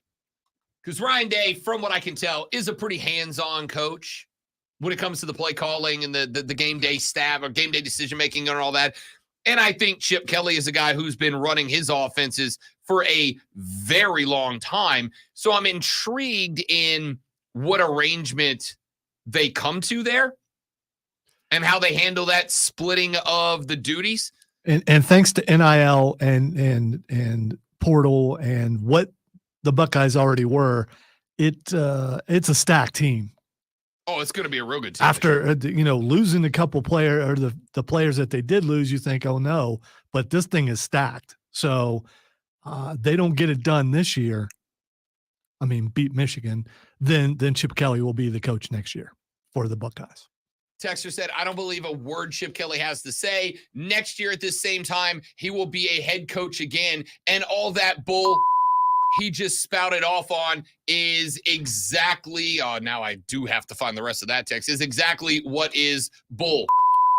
And the texter's probably right, because if Ryan Day doesn't beat Michigan, then suddenly Chip Kelly's elevated to head coach. Why? Why would you do that with a guy who just went to UCLA, who the Bruins threw everything at because they thought they had found the guy who was going to elevate them back into we can compete with Big Brother, and who failed at that? I don't listen. Ryan Day could go 9-3 next year, and I would take Ryan Day over Chip Kelly as my head coach. By the way, all kidding aside, so would I. But we don't make those decisions. And if he can't beat that rival, and like I said yesterday, and you kind of agreed with me, they're in the playoffs every year now. Unless something major happens, they're in the playoffs every year. I don't agree with that. But I think they will be in way more than they're not. Oh, they're in. When's the last time they lost more than 2 games? They're in the playoff every year. They've either finished first, second, or third. And if they get that third bid from the Big Ten, it's going to be them if they finish third. The good news is you're in the Big Ten, and Fox Sports is clearly willing to manipulate the system for the betterment of the conference. So that's good news for you. The Big Ten that got better. It did. And we'll see what happens. Tougher. Yes, it did. It did. Now, to go back to the comments of one Chip Kelly, like I said, I immensely respect this brief moment of candidness from Chip Kelly. I respect that the dude grabbed the mic, got asked, why did you demote yourself? And he had the stones to say into a microphone on a nationally syndicated radio/television program, because I didn't want to do the stuff I didn't want to do. I didn't want to do the hard stuff. You were expected to be a CEO and coach, and I just want to coach. So I went somewhere to be a coach. Good. We need more of that. If you don't want to do head coach stuff, go do OC stuff. Go do DC stuff. Mike Loxley. If you don't want to do head coach stuff, then retire like Nick Saban did. For the record, I know we had some runs at Nick yesterday, but I respect immensely that he basically looked at the landscape and went, yeah, I don't want to do this anymore. And he got out of the way for the next guy to make a run at it. I don't know if Kalen DeBoer is going to be successful or not, but he got out of the way for the next guy to make a run. And now Chip Kelly at UCLA, or I guess I should say not at UCLA, got out of the way so the next guy who is willing to be more of a CEO than a head coach can have a crack at being a CEO/head coach. The old HCEO. I respect it. I respect this take from Chip Kelly. All right, let's take a break. We'll come back here in just a minute. My name is Rob Brown, the great Malonzo and the ones and twos. The renewal by Anderson of the Carolinas fan phones open 844-326-3663. You can text us at 71307. Start your text with FAN, F-A-M. We'll read them on the air. We're back after this on the Rob Brown Show on the Fan Upstate.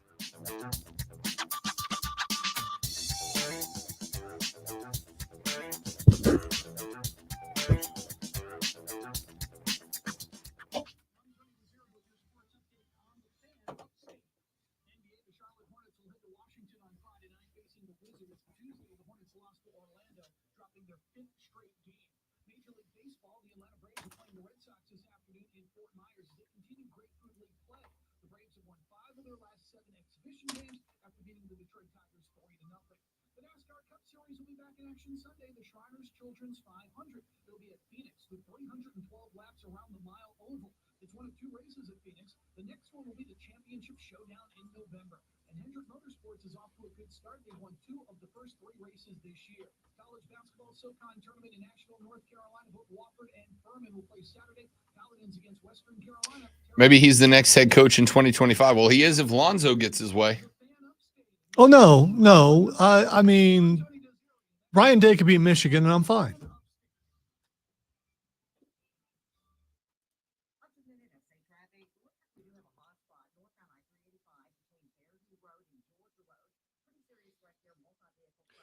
Hopefully you and I are together for 5-6 more years, so every year I can say, see, told you. See, told you. See, told you. Playoff every year. Of course, if they win the Big Ten every year, then that's it. But they didn't last year. And they get a free bye for reasons. They didn't win last year. They didn't win it the year before. Go stink Michigan.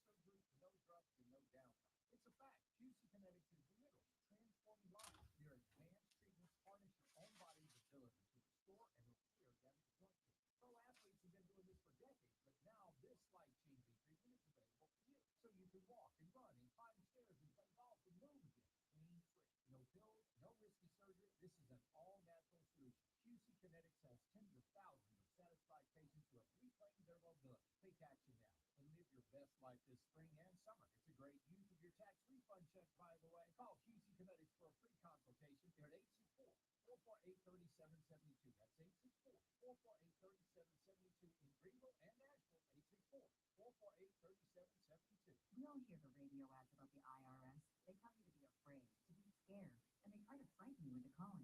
I'm not here to do that. Tax Relief Advocates is different. TRA is here to tell you that if you owe money to the IRS, whether it's $5,000, $50,000, or $500,000, we have a solution. It doesn't matter if you're sitting in your car, at work, or with your kids. No matter where you are, call now. 800-575-6986.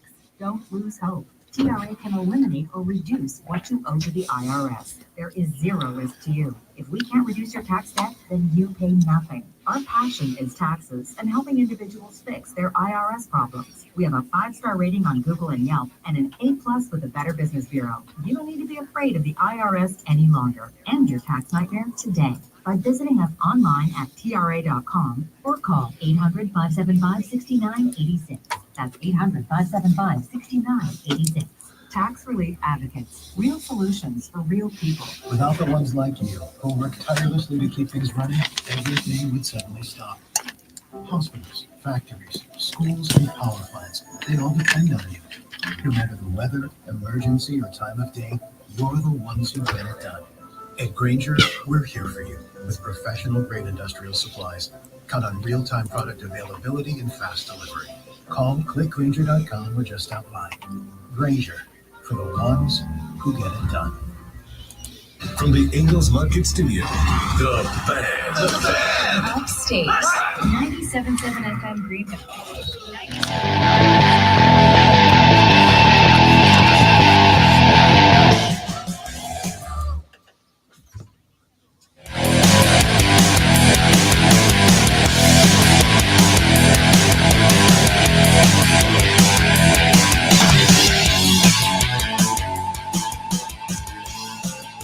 Quote, he's got a lot of experience, a lot of big stage wins, the Heisman, a lot of pressure things that he's had to deal with. I'm going to lean on that experience. I'm going to lean on his poise. One of the first things I mentioned about Bryce is when you watch him play in college football and you saw him in those big games on TV, whether it was early in the season or whether it was later in the season against really good opponents, if you look behind the face mask, the eyes are the same. He's just cold-blooded. Those things were what really encouraged me to say this is going to be the top guy coming out because he's the guy. He is him. Is that what people say nowadays? Now it's just about giving him tools, giving him the green light to use those tools in an appropriate fashion and playing a brand of offensive football that we're proud of, end quote. That, the words of Carolina Panther head coach Dave Canales. I'm good with it. He just looks the same. Yeah, he just looks the same. There's no emotion. There's a difference between being that cold-hearted snake who ain't afraid of nothing and being emotionless because there's like nothing there. Or maybe like you're scared out of your mind, and that's why your face stays the same.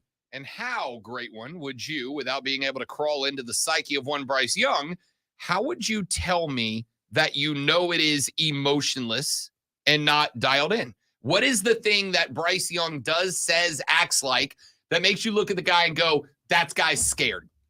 Because I got nothing. All right. Except for a career of winning everything until this point. Mm-hmm. Will you explain to me how he's everything that the coach said he was? I'm going to go with exactly what he just said. I'm going to go with a Heisman Trophy. I'm going to go with national championships and appearances.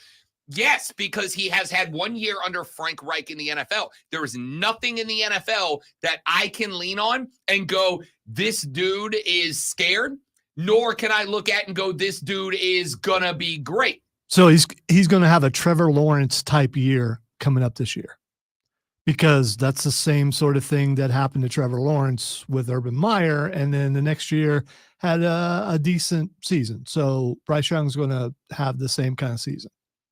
If the team builds around him, like they have the opportunity. Jaguars weren't that good, but Trevor Lawrence brought them to a level with better coaching. So we're going to believe that he's going to have better coaching. He's going to have a better year. He's going to have a better year. I am exceptionally confident in that. I appreciate that, Shane. By the way, check us out on the stream, Facebook, YouTube, Twitch, or the X. There is, as far as I'm concerned, a thing that all of us do, which is we assign our emotion to other people. And then when the other people don't share that emotion, we get offended by it. I don't know Bryce Young personally. I'm not Stephen A. Smith. You sure do sound like you do for an entire year. You were his guy. You were his boy. You were his wingman. You were his apologist. You were everything for that guy. I thought for sure you were related. We are not. We are not brothers from another mother's. Here's what I am going to say. There is no point up until last year. There is no point you can look at Bryce Young's football career and say anything other than he was exceptional until last year. Now, there's a lot of guys you can say that about. Tim Tebow, a guy that was exceptional his entire career, and then he got to the league and he just didn't got it. And it happens. I'm not saying that is an impossibility from this guy.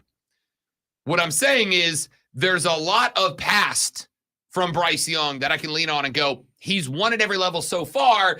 If you write him off before he even gets a crack at it, I don't know what to tell you. I want him to win. I do. I absolutely want him to win. I want the Panthers to win. I want him to shut me up to where I can't say anything about him. But until he does, I'm going to keep talking. Shane just said it. Shane just said it. His offensive line was better in college. His weapons were better in college, and his coach was better in college. You can say that about just about everybody, every person who was picked number 1 overall, because they're going to a bad team in the NFL. Yeah. I mean, you can say that about any number 1 draft pick. Is there a number 1 draft pick? The guy picked number 1 overall who went to a good team. So you are acknowledging that some teams are better and some teams there are worse than other teams. Yes, of course they are. Of course they are. The team this guy got drafted to was a dumpster fire compared to other dumpster fires. So you're acknowledging that you're making excuses for him. I am not. No, these are, again, reasons. A team being this atrociously bad as this team was when he got brought to Charlotte is not an excuse. It's a reason. By the way, I want to point out to Trey especially, I'm not being vile to Bryce Young, by the way. I hope the kid does great. I really do. It's just the defense of him in a way that I've never seen Rob defend anybody that disturbs me. It does.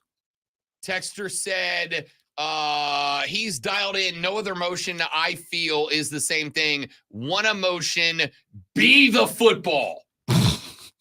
Be the football. Think the football. Be the football. Or I wish I was taller. I wish I was taller. I wish I was taller. Oh, this is going to hurt. You know, for all Lonzo of the Rob defends him like they are brothers, you also dump on him like he's your brother. Just because it bothers you. That's the main reason it bothers you. And that's the kind of love that I was taught. Well, so, at least it's out there in the open. Lonzo loves. Oh, so you never thought for a second that I didn't pour it on a little bit more because it bothers you so much. Lonzo loves me and Bryce Young so much he would throw desks at us. That's how much he loves us. That's true love. It is. Well, there are no more desks in the hallway. They moved those, unfortunately. Probably because they heard your stories from your Ohio classrooms. It made me feel comfortable walking past them every day because I felt like I was, at home. Texas said Mark Ryan is cussing out his radio right now because of the Tebow comment. Oh, no. He's been hearing me say that for like a decade now. This is not new to him. All right. He's used to that. All right. That's like senility if you're like cussing out your radio. I mean, because, the person on the radio can't hear it. I'm just saying. Sometimes you just got to let the emotions out. And sometimes you just got to be cold-blooded like Bryce Young. It's 2 hours in the It's 2 hours in the books. One or both of us may be back for the next hour. We'll see how it goes. My name is Rob Brown. He is the great one, Lonzo. And as he is the great one, Lonzo, he is about to deliver a great, this was not my best work, sports flash. Which is exactly what I'm going to say when I'm done with this. This was not my best work. Minnesota Timberwolves. See, I already messed up. Wolves currently hold the top spot in the NBA's Western Conference, but their quest to hold it just got tougher. All-Star center Karl Anthony Towns will undergo surgery to repair a torn left meniscus that will cause him to miss the remainder of the regular season and potentially the early portion of the playoffs. The SEC Women's Tournament is taking place at the Bon Secours Wellness Arena. Yesterday, Texas A&M knocked off Mississippi State 72-56. Kentucky fell to Tennessee 76-62. Auburn knocked off Arkansas 67-48. And Florida put down Vanderbilt 62-59. The South Carolina Gamecocks play today against A&M around noon. Tune in tomorrow night at 6 p.m. as the Furman men's basketball team takes on Western Carolina in the first round of the Southern Conference Tournament on the Fan.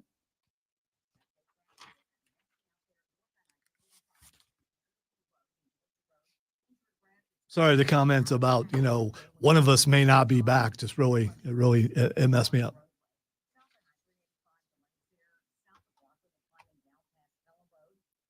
Let me reiterate, no matter what you think about me, the Panthers are my NFC team. I want them to do well. I'm upset. I think they made the wrong choice. I think they should have went with CJ Stroud.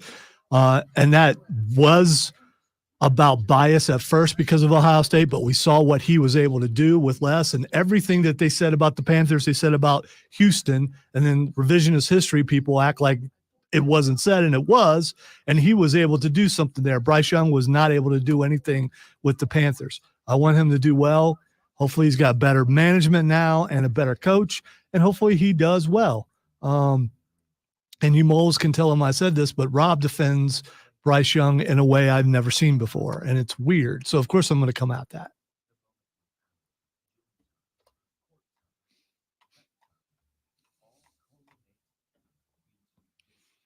Appreciate the vote of confidence, James, and behind the ropes, but I'm just not good enough for that.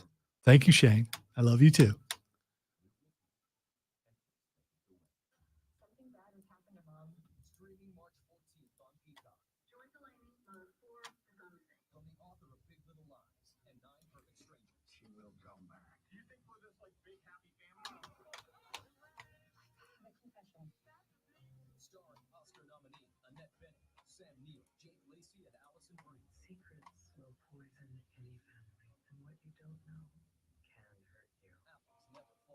Streaming March 14th, only on Peacock. There's something remarkable about the University of South Carolina. It's in the labs, where researchers are discovering ways to make communities healthier and stronger. It's in the nation's best first-year student experience and top-ranked programs in nursing and health sciences. It's where more South Carolina students have access to higher education. And dadgummit, people like me. And both of us are back. So I mean the threat that I'm contacting HR after the thing when he said one of us won't be back. That sounded like a mafia hit was about to go down. If you find me threatening, I don't know what to tell you. I do, but it's strictly from looks. Knowing I will never look as good as Rob Brown. It's threatening. Look at me. I look like a hockey goon. Maybe that's what some of us aspire to be, a hockey goon. It's all about someone who enjoys their work. A hockey goon, I'm guessing, really enjoys their work. There's a dude right now named Ryan Kempe who let me put it this way. He had an article written about him yesterday that was going viral entitled, Ryan Kempe is trying to fight the entire NHL. Is that a good idea? Wonder if anyone's ever done that before. Fought the whole league? Yeah.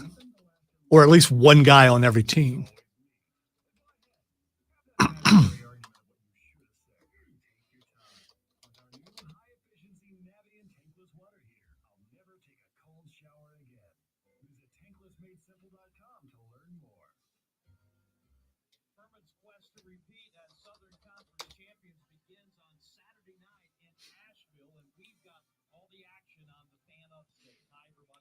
Also, keep something in mind, Trey. This is inside radio. Radio is just people turned up to another level. So sometimes things that you think are really real, Matt Rempe, sorry. It's just someone doing their job. That's all.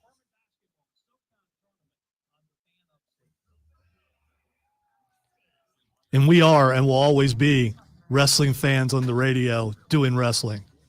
You marks. Don't work yourself into a shoot, brother. Come on, brother. What do y'all want to talk about? So, upstate South Carolina. What do you want to talk about?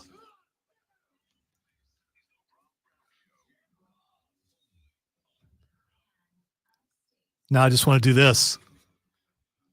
It's weird that he throws his hands like to the side, not up, right? And here we go. Hour number 3 of the Rob Brown radio program starts right now. Welcome back, ladies and gentlemen. It is, of course, as always, just beyond wonderful to have you, Rob Brown, and the great one, Lonzo, with you on what I assume is going to turn out to be a fantastic Friday. Why do you keep saying that? I mean, yeah, It's a little dreary in the AM portion of the day, and man. it's supposed to rain tomorrow too. But it's spring in South Carolina. It's going to rain. That's what we get. That's what happens. You ain't wrong. You ain't wrong. At least it's warm out. The Southeastern Conference Women's Basketball Tournament currently underway as we saw our second round of games take place yesterday. This may shock you to some degree, but the gals that Don Staley coaches, they're expected to win this thing after going perfect. No, are you serious? I know. What a shock, yeah? What an absolute shock. I am fascinated with Don Staley as a coach. I just want to say, if you are on your way to the well right now and you are a You're member way early. That game doesn't tip for 4 more the hours. South Carolina Gamecocks, or maybe you just woke up in your hotel and you're listening to this, I really want you to win. That was sarcasm. I just want you to know that. I am fascinated by Don Staley as a coach because of what has been mentioned so many times, not just on this show, but on the station and on sports talk radio shows around the country. This team had 5 new starters this year. This team rotated an entire team out, got another entire team in, and ended up right back in the exact same spot that they were in a year gone by. Can we talk about how impressive that is? It's dynastic. It very much is. And I don't think it's cliche to say that it is a feeling of dynastic. This is the kind of thing that you have to do to even have your name qualified to be spoken about that way. It's beyond impressive. You have to list her right now amongst the best coaches in the game, I think. And I'm talking men's and women's side. And the only question that I think there is at this point is, does she decide at some point that she wants to take it to another level? That she wants to go to the men's side, that she wants to go to the WNBA, or that she wants to go to the NBA down the line? But why does she need to do that, though? I don't think she does. Just so we're clear. That's the discussion that is taking place nationally about Dawn Staley. And for the record, I do not think that she needs to do a damn thing to prove herself. I think she has proven herself. I think she is proven. I think she has proven herself. And I think she is, again, proving herself right now. The way she is handling her business in Columbia. I do kind of want to see it. I'm not selfishly, I don't want to see the Lady Gamecock program changed. I want to see, because as I said earlier in the show, bona fide, I think South Carolina is on the edge of becoming one of those elite basketball schools. I think they are on the edge of becoming one of those elite basketball schools that just is in Carolina Duke territory. And that's a hard place to get to. And I know that to a lot of you, that's an insult. It should not be. And you should not let anyone be insulting about it. College basketball is the second most popular college sport that there is. And assuming that Lamont Paris is able to do what he's doing for years to go, and by the way, I think the biggest challenge for South Carolina basketball, aside from not completely losing their identity when they come up against good teams like Tennessee, because the SEC tournament starts next week on the men's side, And there is going to be some element of necessity that you make noise in this. Right now, bracketology has the men's side locked in as a 6 seed. There is the possibility to go higher. I think a 5 seed is realistic. I think a 4 seed is probably asking a little much, but not impossible depending on what you do in the tournament, in the conference tournament. The biggest challenge that you are going to face is going to be keeping your coaches in play. Now, I don't know if Dawn Staley, I'm sure she's been asked, I'm sure she's answered this question a million times. I've read the answer a couple of times. Again, respectfully to Dawn, I don't know her personally. I enjoy her interviews. I enjoy the times I've heard her speak. I enjoy watching her coach.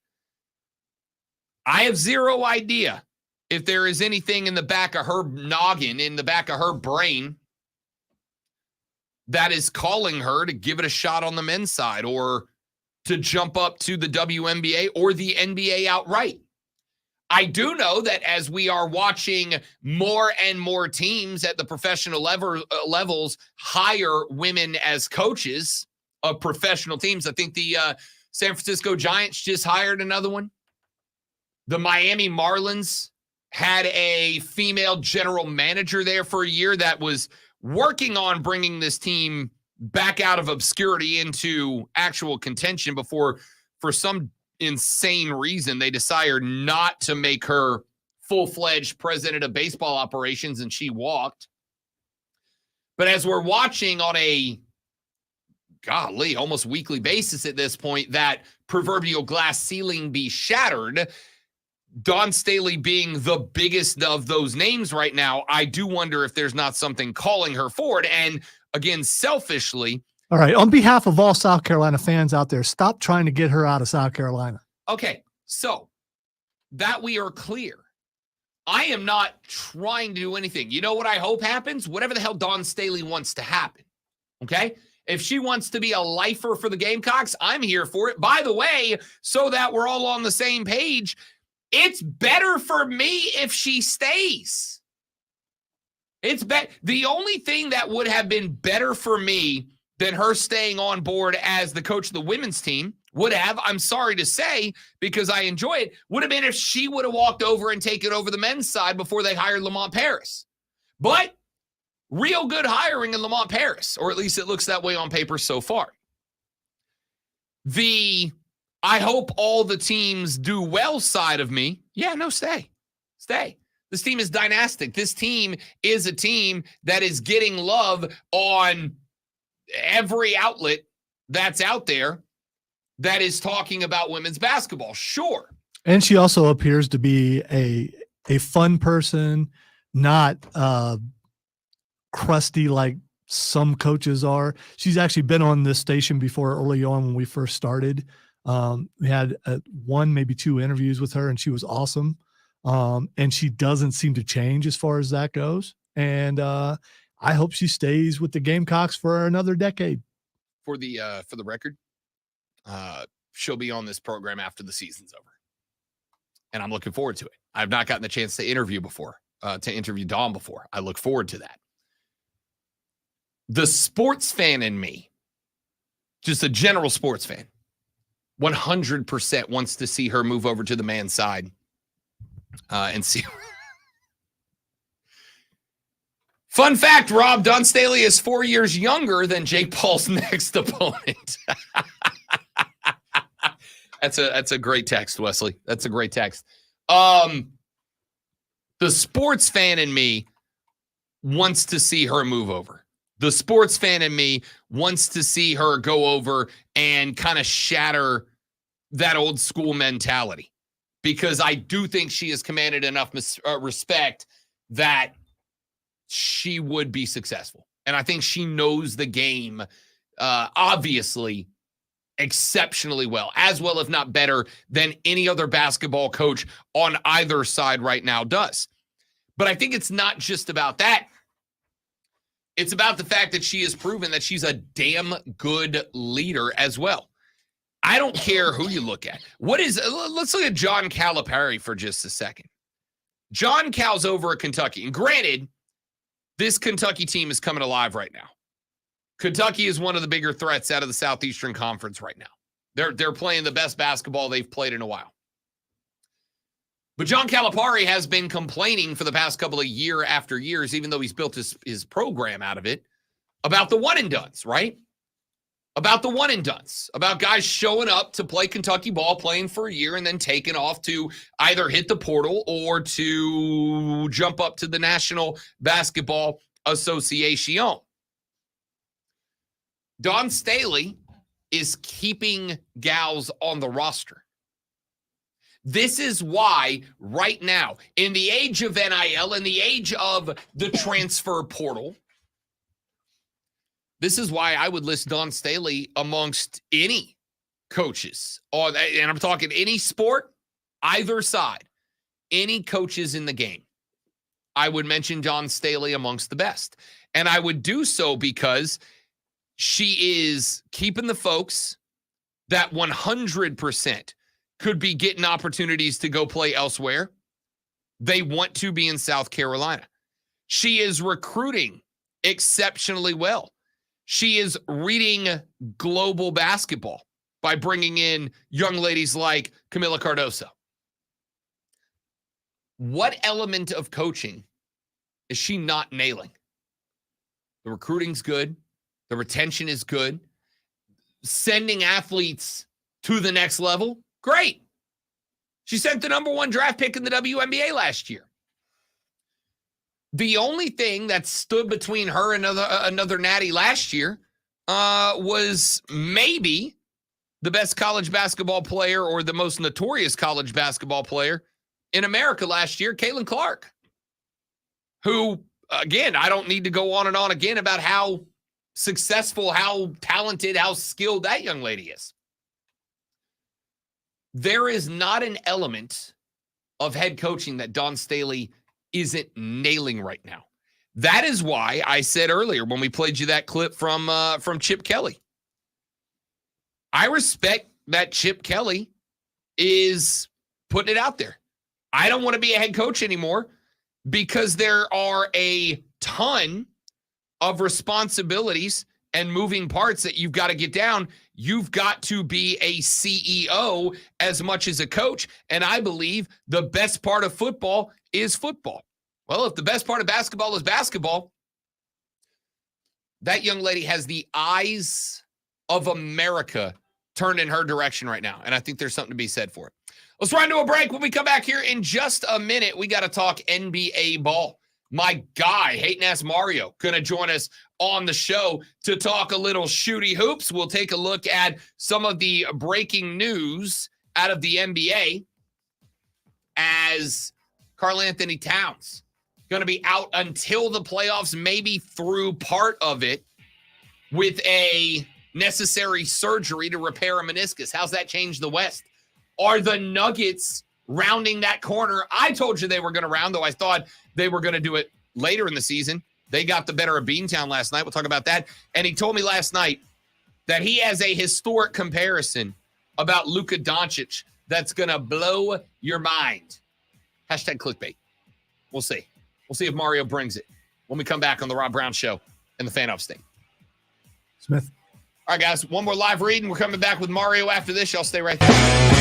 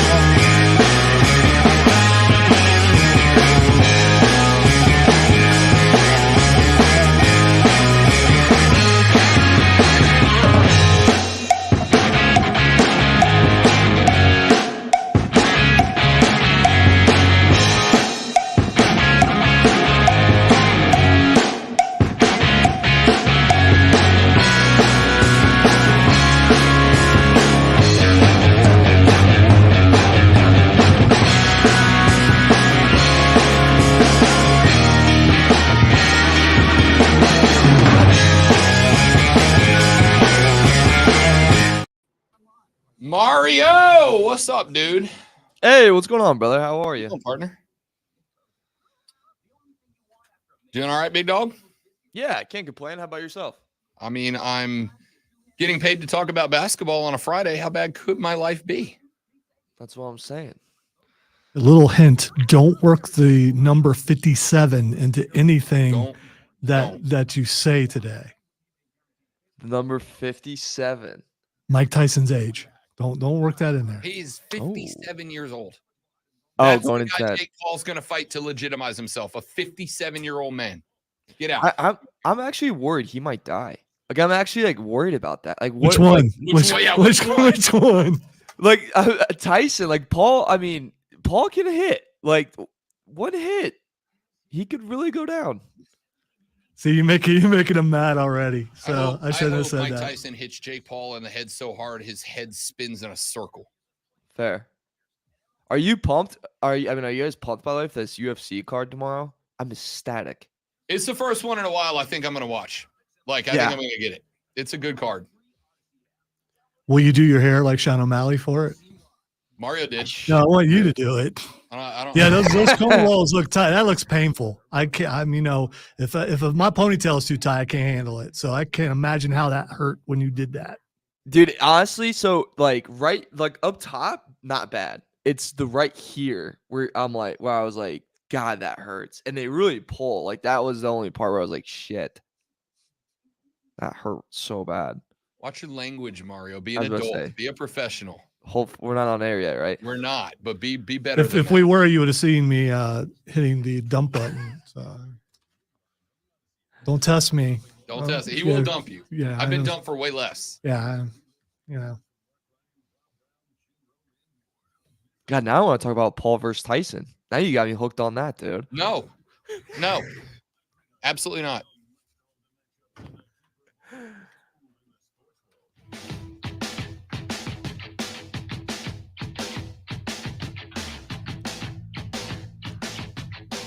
The Rob Brown Show back on your radio. It's the Fan Upstate. Rob Brown and Lonzo now joined on the stream. Available at Facebook.com/TheFanUpstate, Twitter.com/TheFanUpstate, on YouTube by searching and subscribing to the Rob Brown Show and the Fan Upstate, and the Rob Brown Show on Twitch. He is the executive producer of Bet for the Cycle, the nation's #1 sports gambling show, if you ask my mom, and of course an expert for the BetQL network on all things shooty hoops and hairstyles. He is the great Hatin Ass Mario joining us on the show. What's up, fella?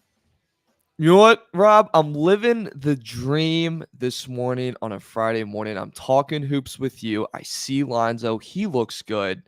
I mean, at 57 years old, I'm going to look back at this day and think, God, what a great day. Like this was such a fun morning. Like I'm ecstatic. I got an air diffuser. It smells good in here. I'm having a great day. If you make it to 57. It doesn't smell in here. It's good in here because Rob used 10,000 ounces of his hand sanitizer, nearly knocked me out earlier. Stop being dramatic. If you saw why I backed away from, because it's bad. The dude. two of you are the most two dramatic people I know. I'm kind of with you. Hand sanitizer, the smell gets out quick, and then as soon as it gets out quick, it's like, oh my gosh, it's like a fart. As soon as it goes, baby. All right. See this, I hesitate to bring on Mario, and this is why. All right. Let's talk basketball, bud. What do you say? Hey, let's do it.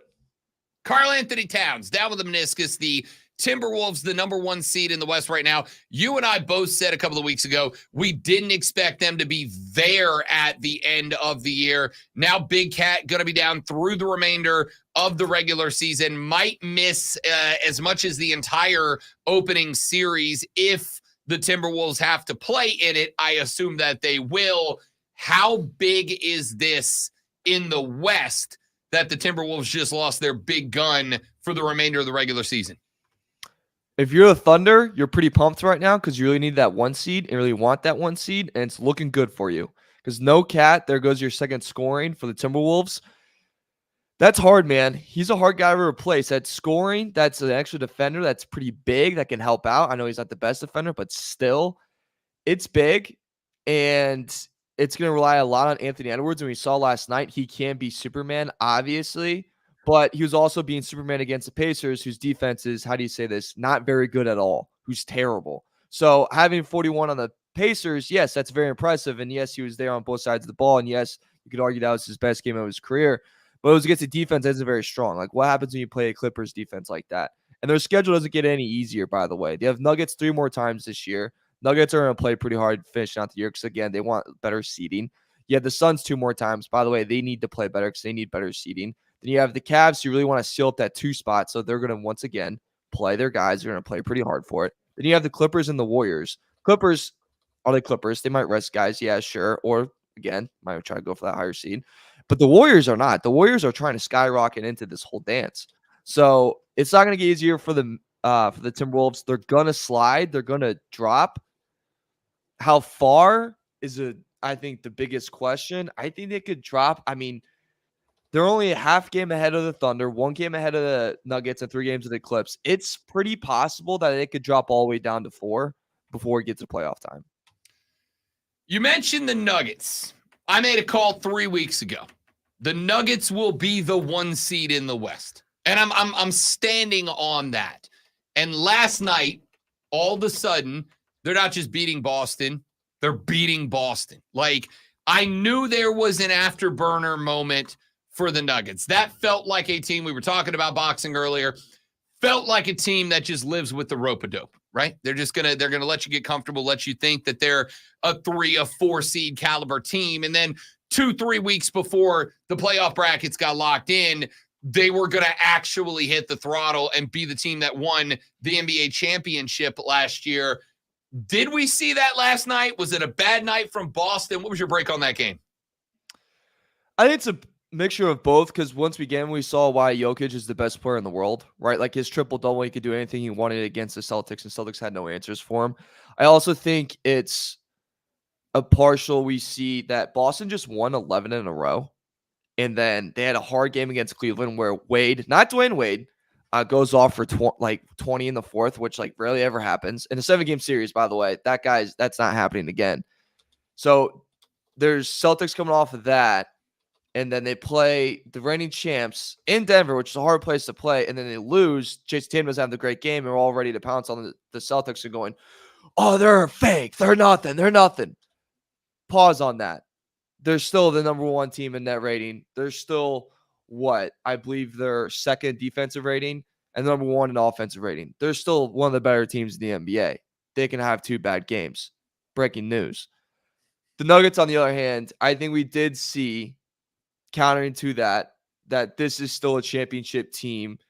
This is still the team to beat, and this is still Jokic's league. It's just in terms of when does he want to turn it on and what can you do, not to minimize him, but to minimize everyone else around him because he's so good. You're not gonna take him out of any game. You talk about Boston, and this kind of blew my mind a little bit because that team is objectively good.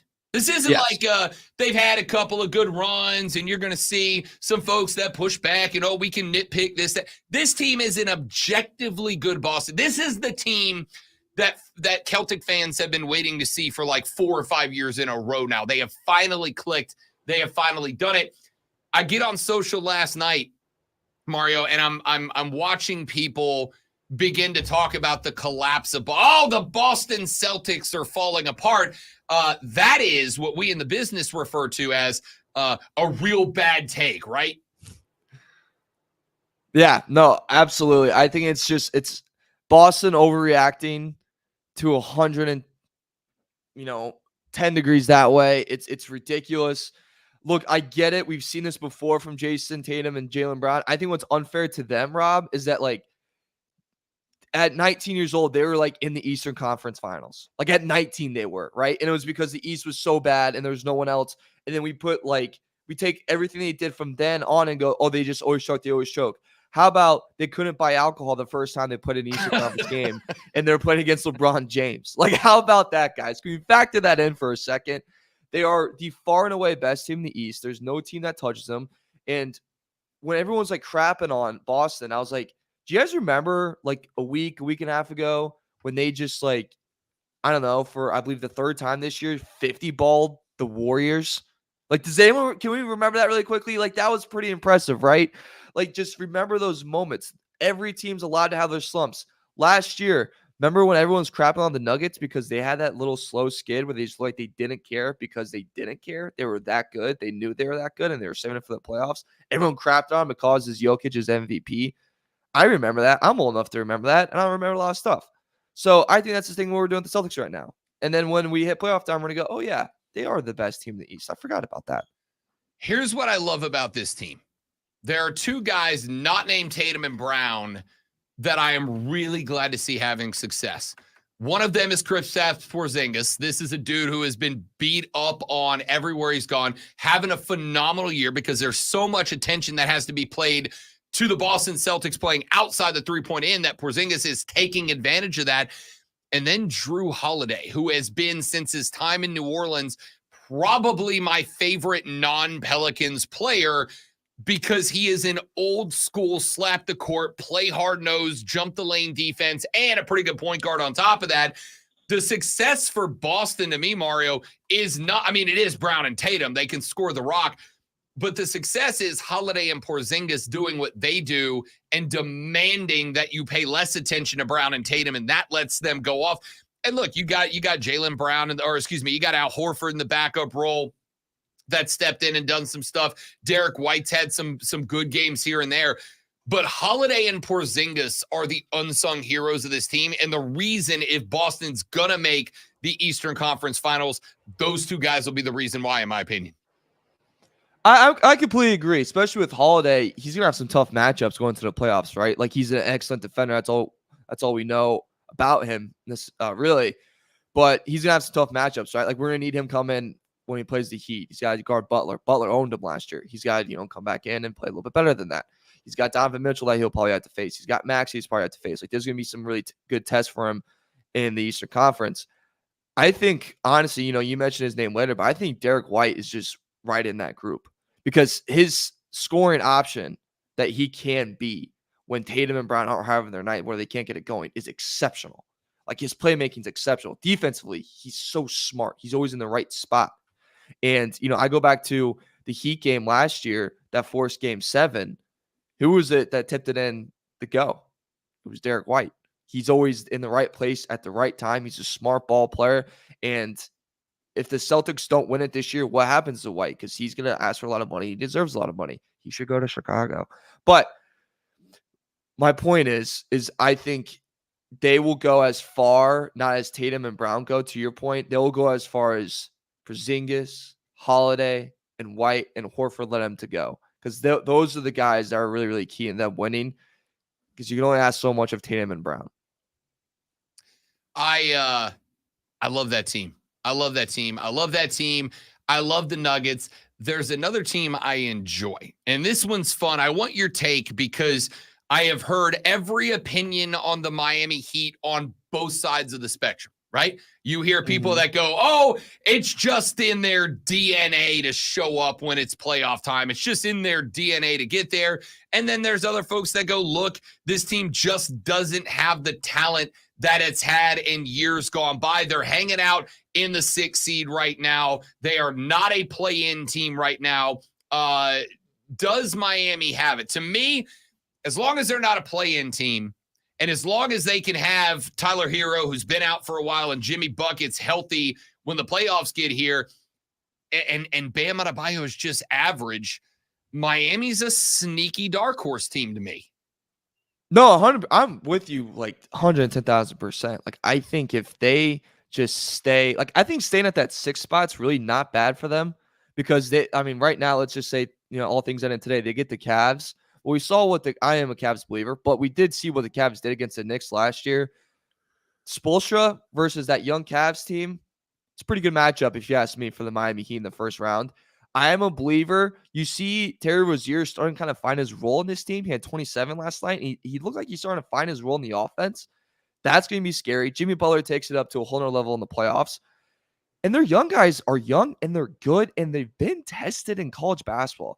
Jaime Jaquez is a hell of a player that has done exceptional things for the Heat this whole year. Like if there wasn't Wemby and Chet, like he would be up there in the rookie of the year conversation. Just so happens that we have 2 generational talents in this same rookie class, which isn't fair to him. But I'm a believer in the Miami Heat. They've won 7 of the last 10. I thought they were going to get the dub last night against the Dallas Mavericks. They lost that one, but the Mavericks, also look at those moments, Rob, where I think who needs this win more? The Mavericks needed that win bad. I mean, bad. So I don't really take that against them. Right now, they're 6th in defensive rating in the last 10, 8th in offense, 6th in net rating. I'm with you. They're my dark horse. I'm never going to stop believing in you. You know, they're the ex-girlfriend that you go, I will never stop loving you. That's the Miami Heat, baby. Like, I will never stop loving them.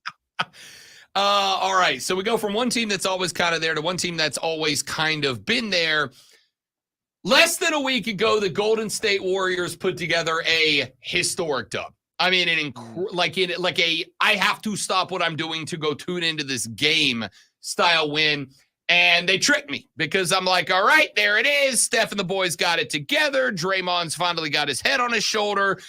It looked like the strategy of sending Clay to the bench to rejuvenate maybe worked. And then they come out and then they don't do that again. Is this team cooked? They are sitting it. Stop it. Stop it. Noted Steph Curry hater Lonzo. This team finally cracks the 500 mark. They get to 33 and 29. They are hilariously above the Lakers for the 9 seed right now, but they find themselves over 3 games out of the Phoenix Suns for the last playoff spot. Is the dynasty dead for Golden State, especially if Steph ends up missing any long-term time? If he misses any long-term time, they're cooked. I mean, they're especially cooked to the burnt, like throw them in the trash can. I think right now they're nowhere near where they used to be, obviously. I mean, look, they're a play-in team. Like, that's just what they are. They're not the dynasty's dying a slow death. They're a play-in team, and that's all they are. They had a great run. The trio is fantastic. Draymond's a great defender. Does he give you a lot of offense? Like he does every now and then. Clay is obviously nothing what he used to be. Him coming off the bench is not a bad move. I don't hate their young talent. Ready for this old man stat, Rob, that I had last week? I'm watching the Warriors, and it's Warriors versus Knicks, and I'm counting how many times guys dove on the floor for the basketball. I did count that, and I counted 4. And I was like, I know, it's my old man stat. But God, what that screams, though, that screams something. It screams that, one, that team's all in together. They have a mission, and that these young guys are committed to success. That's what that screams out to me. All that equals a play-in spot because that team's not talented enough to do anything else in the West, and the West is way too good. They're a play-in team. The dynasty's dying a slow death. It's because they don't want to move on from the big 3 that brought them 4 championships. I understand it. All right, couple more to ask you about before we get out of here. I am going to start with, I was watching, and this is not me. Okay. I'm watching Perk on McAfee yesterday, and they said, hey, give us some teams. And Perk said, out of the West, his sleeper team to make a deep playoff run and reach the Western Conference Finals. Sleeper team, not a favorite, but a sleeper team was your, Lonzo's, our New Orleans Pelicans. Here's the thing. They're 37 and 25. This isn't the team that always kind of hung around 500, lived and died in a playoff game. This is a team with a better record than Phoenix and Sacramento, than Dallas, than Golden State, than LA. And all of a sudden, Trey has woken up. Zion has been healthy. Knock on every piece of wood at a 45-mile radius. He's been healthy the whole season so far. When he's healthy, Brandon Ingram doesn't have to take over games to win. Still can. I don't think Kendrick Perkins is crazy, and I don't think I'm being a homer by saying it, Mario. I knew this was coming. Look, before I even went into this argument of can they do it, I listed out. Just say yes or no, Mario. Just say yes or no, and then we'll hear the explanation. Just say yes or no. Girl. No. But hear me out. Stop me when I get crazy. The combos, I would take over Zion and Ingram. This is one of those moments where I was like thinking of why. And I was like, the combos. Ready? Stop me. So Jokic Murray. Oh, I will. All right, Jokic Murray. I'm good with that. SGA and Jet. I'll allow it. Okay. Booker Durant. I'll allow it. Kawhi, Paul George. I will not allow it. Okay. Not in 2024. I will not allow it. Okay. He's hurt right now, so I'll say if he's able to come back, but Edwards Towns. I'm gonna be real with you. I think I like the offense out of Zion and BI more. And I think you don't probably get I don't think you get the defense out of BI Zion that you get out of Cat. But I think you have a more balanced scoring attack and a better scoring attack. And let's be honest, the NBA is running an investigation into did we make the game too offensive friendly? The better the offense is, the more that duo makes sense. So I think I'm gonna cut you off at the T-Wolves combo. Okay. That's completely fair. That's completely fair. There is a point to be made. Like the defensively, I do think gives the Pelicans a little bit of an edge. But the part that just scares me about the Pelicans is I was watching them play the Pacers, and Turner gets in foul trouble, and he heads to the bench, and they go straight to this ISO shot of Zion, and he's got his mad Hulk face. And I'm like, oh, God. I was like, dude, he's going to go off. He's going to have 40 points tonight. Turner's on the bench. Like, I literally texted my buddy, hey, you got to get up here. You got to watch this. We're going to see a Zion game. He didn't do anything. He could barely score. He could barely score under the basket. Like, he was getting offensive foul. Like, I was drawn back. And in that moment, I literally wrote my notes. I said, we're not believing in the Pelicans. So that stuck with me to the day I die. Is the Miles Turner fouls out. Is that the game? Is that the game they lost to the Pacers? Yes. What'd they do the next night? Fair. They beat them by 30 in a revenge game, right? Like, yeah. So I may not get it. Look, bad nights. Trey Murphy III and Herbert Jones are the reason this team's a dark horse. All right, we got about 60 seconds left, and you told me last night you had a ridiculous Luka take that everybody was going to want. Give it to me real quick. So everyone compares this Luka offense that the Mavs run that's absolutely disastrous, where his usage is way too high, to James Harden. And the James Harden offense that the Rockets ran and his insane stats he was putting up. This offense is not going to take Luka anywhere, and I'm going to go a step further, and then people are going to call me crazy here. I'm going to compare this offense that the Mavs ran by a head coach, I shouldn't be a head coach, to the early Jordan years, where when Jordan was with Collins before Phil Jackson, that offense worked, got him to the Eastern Conference Finals. They got beat by the Pistons because they couldn't figure that out. Everyone figured out, hey, if we just hammer Jordan, they can't do anything else. Same thing with the Mavs. Every time they get to a little bit deep in the playoffs, it falls apart because that offense does not sustain anything. In order for Luka to win a title, he needs a good head coach. He needs not a Jason Kidd. For the love of God, someone in Dallas, get him away from Jason Kidd. I want to see Luka to win a title. Obviously, I don't think he's Jordan, but I think there's similarities there where he needs an offense where people move off the ball, and then he can win a title, Rob. I just want him in the title. Honestly, I don't hate that. My question would be, could we not solve that with player moves around him? Like, is Daniel Gafford the guy that I can say, you can't come out and double Luka every time he brings the ball across half court because Daniel Gafford's down low. You know what I mean? Like, I agree with you. Yeah. I'm not a J Kidd guy, but like, let's not pretend that PJ Washington and Daniel Gafford are doing anything to help Luka. But Hardaway Jr. and Kyrie are. And that's my point. Is I watch that offense. I'm like, why isn't, watch the Warriors for 2 seconds. Why is no one running a back screen? Why is no one moving off ball? Like, why anything like that? We're going to watch Luka. You're going to get ready for a kick? Come on. I love it. Hatin Ass Mario Herron for the BetQL Network. He is the executive producer of Bet for the Cycle every Saturday from noon to 4. Hey, what do you have to do because you lost the last Parlay Challenge? What was that again? Remind me. Pole dancing. It's a cherry pop pole dancing class. Then I have a class tomorrow. Class tonight, so I have to gonna do it Tuesday. I already scheduled and locked it in. So pole dancing, cherry pop. Lonzo, what do you think? Think I could look good on a pole? Yeah. Are you wearing spandex or are you going no shirt? I mean, what you doing? I think I have to wear tights, right? Like I have to wear tights. Yeah. On the website of the place I found. We're a button down, so and only button halfway, so some things can be visible at times. Let it hang loose. Yeah, there you go. On the website of the studio that I found to take his class is a picture of a gentleman just in a flat out thong. And I'm just saying, Mario, you look a lot like that guy, man. You might just be able to pull that off, pal. I'm on the full swing of like, this could give me a 6-pack. I told Lonzo we're going to end up having you meet your damn wife through this thing. Mario Herron from the BetQL Network joins us every Friday to talk NBA ball and, of course, the EP of Bet for the Cycle every Saturday on the BetQL Network. We'll be live tomorrow to do it again, and you lucky SOB. LeBron needed one more point. I cannot. That's twice now. Furious. He's becoming my GOAT very quickly. See you tomorrow. See you tomorrow, buddy. Yeah, see you tomorrow. Mario Herron for the BetQL Network. Hatin Ass Mario. We're back after this to wrap up hour 3 of the Rob Brown Show on the Fan Upstate.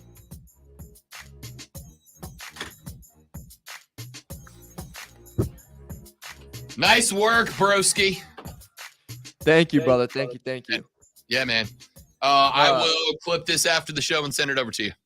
Awesome. Do you want to go over it? I'm free on Monday. We can do that. Or if you want to jump in, I don't know what you do before the stream tomorrow, but if you want to jump in early, we can do it, or we can do it Monday after the show. Actually, yeah, I can do that tomorrow morning. I'll send you a link. I can probably get in about a half hour early. Okay, sounds good. Killer. All right, bud. Thanks. Well, peace. See ya. Thank you, Rob. That's a good kid. He tries his best. Did you read Stevens? I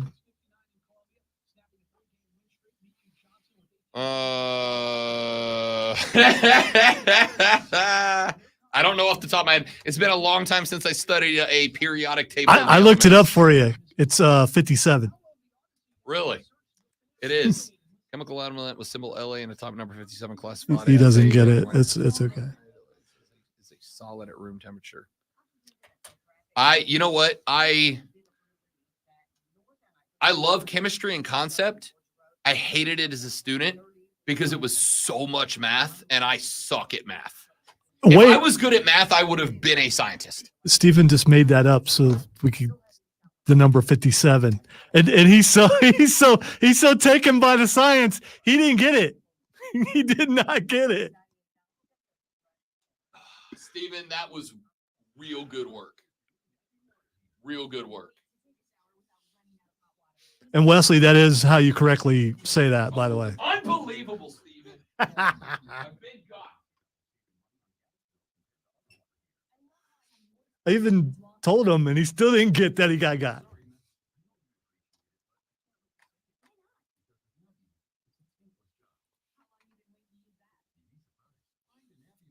Although now he left the room. We'll see if he makes it back in on time.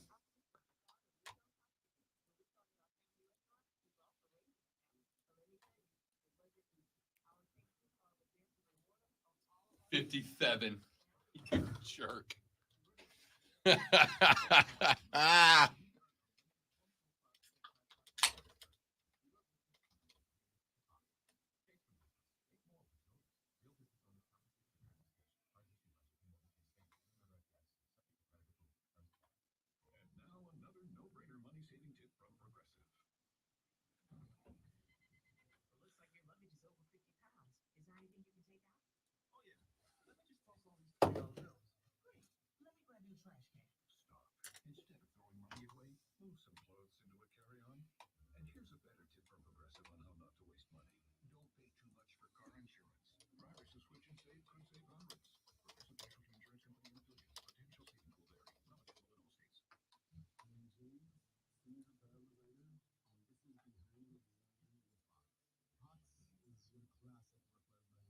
I don't know, man. You're not really the boot barn kind of guy here. A little early for a tall boy. It's my gas station didn't have my big monsters today, so I had to get this little, makes me feel like Andre the Giant size can. Ever seen the picture of Andre the Giant holding a beer can? That looks like something Mark Ryan would drink. I have comments. I will keep them to myself. I heard all the White Claw jokes when he first came. Isn't that the kind of can? For the record, I like a White Isn't Claw. that the kind of can It's very that's in? similar. It's just, yeah, it is. It's the same size. Okay, Right. I just,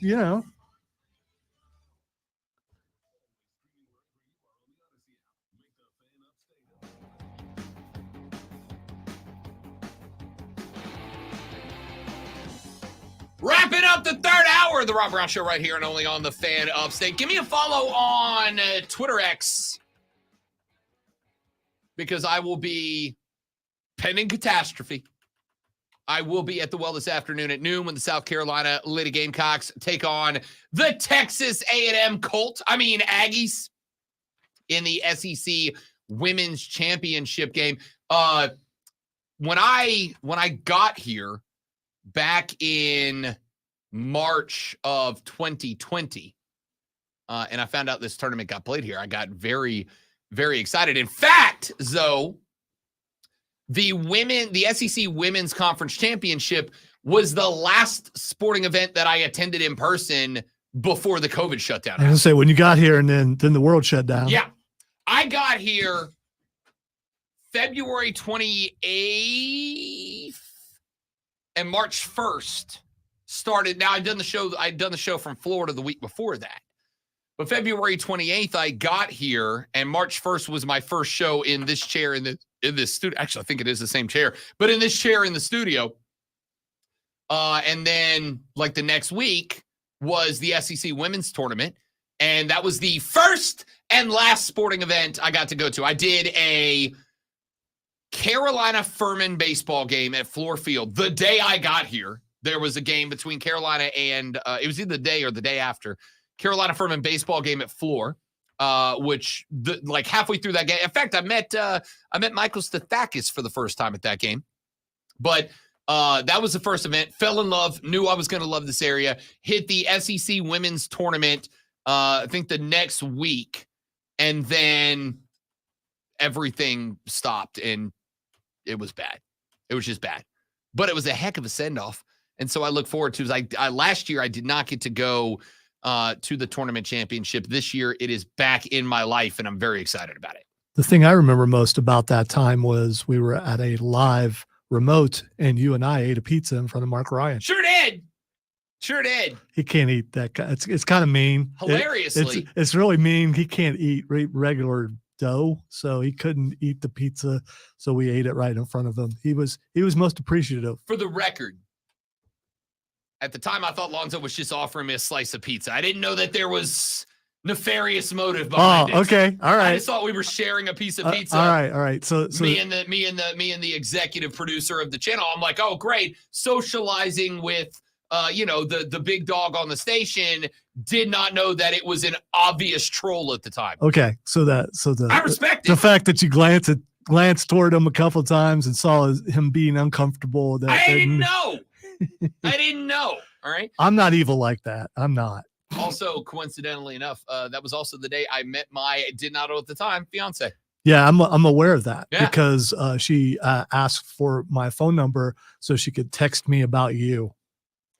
Well, clearly it was all good things. It was. Clearly it was all good things. She was also making fun of the fact that we were eating a pizza in front of someone who Also, still did not know that. All right, so follow me on Twitter at the Rob Brown Show or Instagram if you're a grammer. I will likely, if not go live from the game, will likely be at least putting some stuff up on the social from the well today, and we'll see how long I stick around for. And then again, theoretically, we'll be there Sunday afternoon for the championship game as well. How can you theoretically be somewhere? It is less in theory. I plan on being there, but there are so many hours between here and Sunday afternoon where any number of things could go wrong. And also, I'm playing golf Sunday morning, and I end my round of you've golf. mentioned that many times, so people know you're going to golf. I end my round of golf one of three ways: mad, drunk, or a combination of the two. We'll see how I play. I was going to say it's probably both. Hey, do you throw your clubs like you do your hat when you No, don't bowl well? Because they're expensive as so no. Is it bad form to break someone else's clubs? Yes, very. Yes, it is. Okay. Yes, it is. It What if you know you it can very take them? is. No, it's just bad form because, again, golf clubs are expensive. You know what I am very excited about? You know what I get to do today for the first time is when I leave here, your boy's heading down to the Costco because he's a cost bro, because that's my gas station now. And also, I get to buy my first box of Kirkland brand golf balls to bring to the course on Sunday. The ones that you said are really cheap that you can buy at Costco. But they are the same make and model as the very expensive I golf did. balls. They're just Kirkland brand. By the way, I didn't. Pumps. I wasn't saying they are a bad golf ball. It's just that you can get them cheaper. Well, we'll find out. Because if they're not, you can blame the golf ball. Joey B said, I'll be thinking of you when I'm playing Tobacco Road on Sunday morning. Yeah, Joey B, you get to play an iconic golf course, but I get to go to Costco and buy Costco balls. Who's winning for real? You know what I mean? Call it that anymore? Tobacco Road? That's kind of, I mean, you know, it's kind of looked down upon anything tobacco. So, I mean, can you really? I don't know. No one looks down on anything tobacco. What you said, maybe don't market it with cartoon camels. That's all. Well, okay, if you say so. Said Courtney making fun of someone? Never. Yeah, so he knows my fiance. All right, we got to take a break before I get in trouble. I'm Rob Brown. This is Lonzo with a sports flash. He's already in trouble. That's Always. not, yeah, I mean, the SEC women's tournament that Rob just talked about is taking place at the Bon Secours Wellness Arena. And yesterday, Texas A&M knocked off Mississippi State 72-56. Kentucky fell to Tennessee 76-62. Auburn knocked off Arkansas 67-48. And Florida put down Vanderbilt 62-59. South Carolina makes their tournament debut today at noon against A&M with Alabama versus Tennessee, LSU versus Auburn, and Ole Miss versus Florida following. Falcons fans are paying very close attention to the quarterback market. A week ago, Justin Fields was the odds-on favorite to be Atlanta's new quarterback, but last night, betonline.com issued new odds listing Fields as a 3-1 favorite to be starting in Minnesota. Tune in tomorrow night at 8 p.m. as the Furman men's basketball team takes on Western Carolina in the first round of the Southern Conference Tournament, right here on your home for Paladins football and basketball, The Fan, Upstate.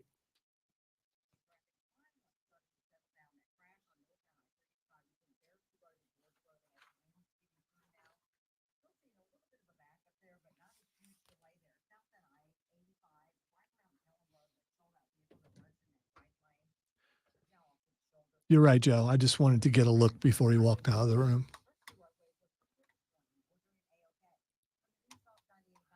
Mean looks make me feel comfortable.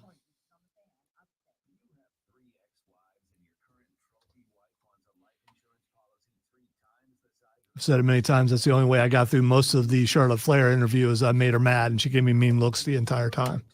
And then I felt all right. Then she stopped giving me mean looks and I had no idea what to say.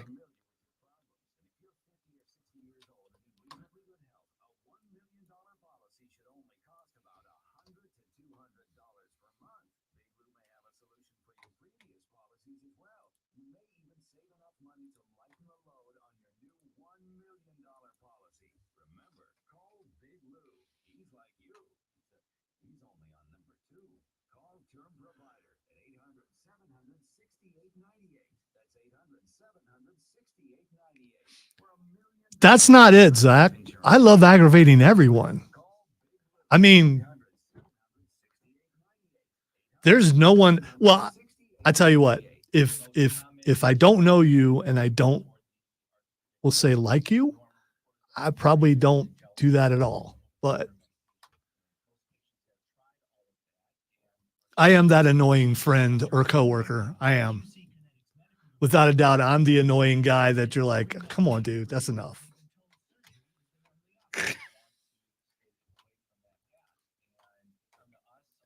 But I can't help it because every time I open my smart mouth, I prove my mom wrong when she said your smart mouth will never get you anywhere. And it got me to Greenville, South Carolina, and many, a few more South Carolina Broadcaster Association Star Awards. Got a few more to go.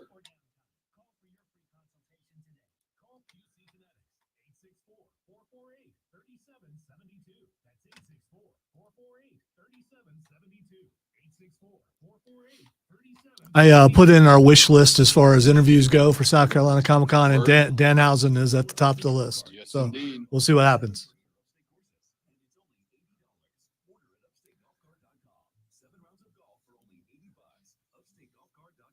Is switching your wireless service to Total by Verizon easy?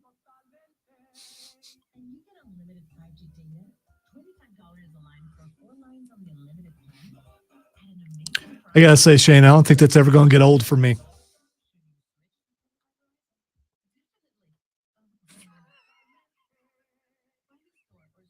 You guys are jerks.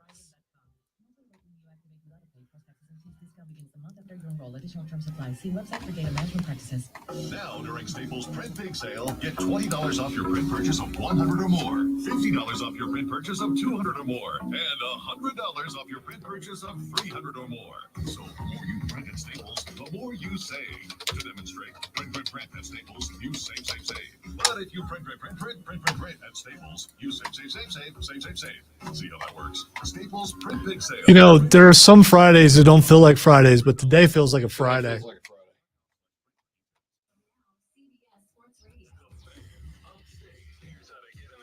On your radio at 97.7 FM in Greenville, 97.1 FM in Spartanburg. You need more? Listen on your phone. Download the Odyssey app and search The Fan Upstate. There's a whole lot more to know about sound if you really want to go into the subject. Your smart speaker. Just say, play The Fan Upstate. On your HD radio at WFBC HD3. There's just one more thing. And on your computer at TheFanUpstate.com.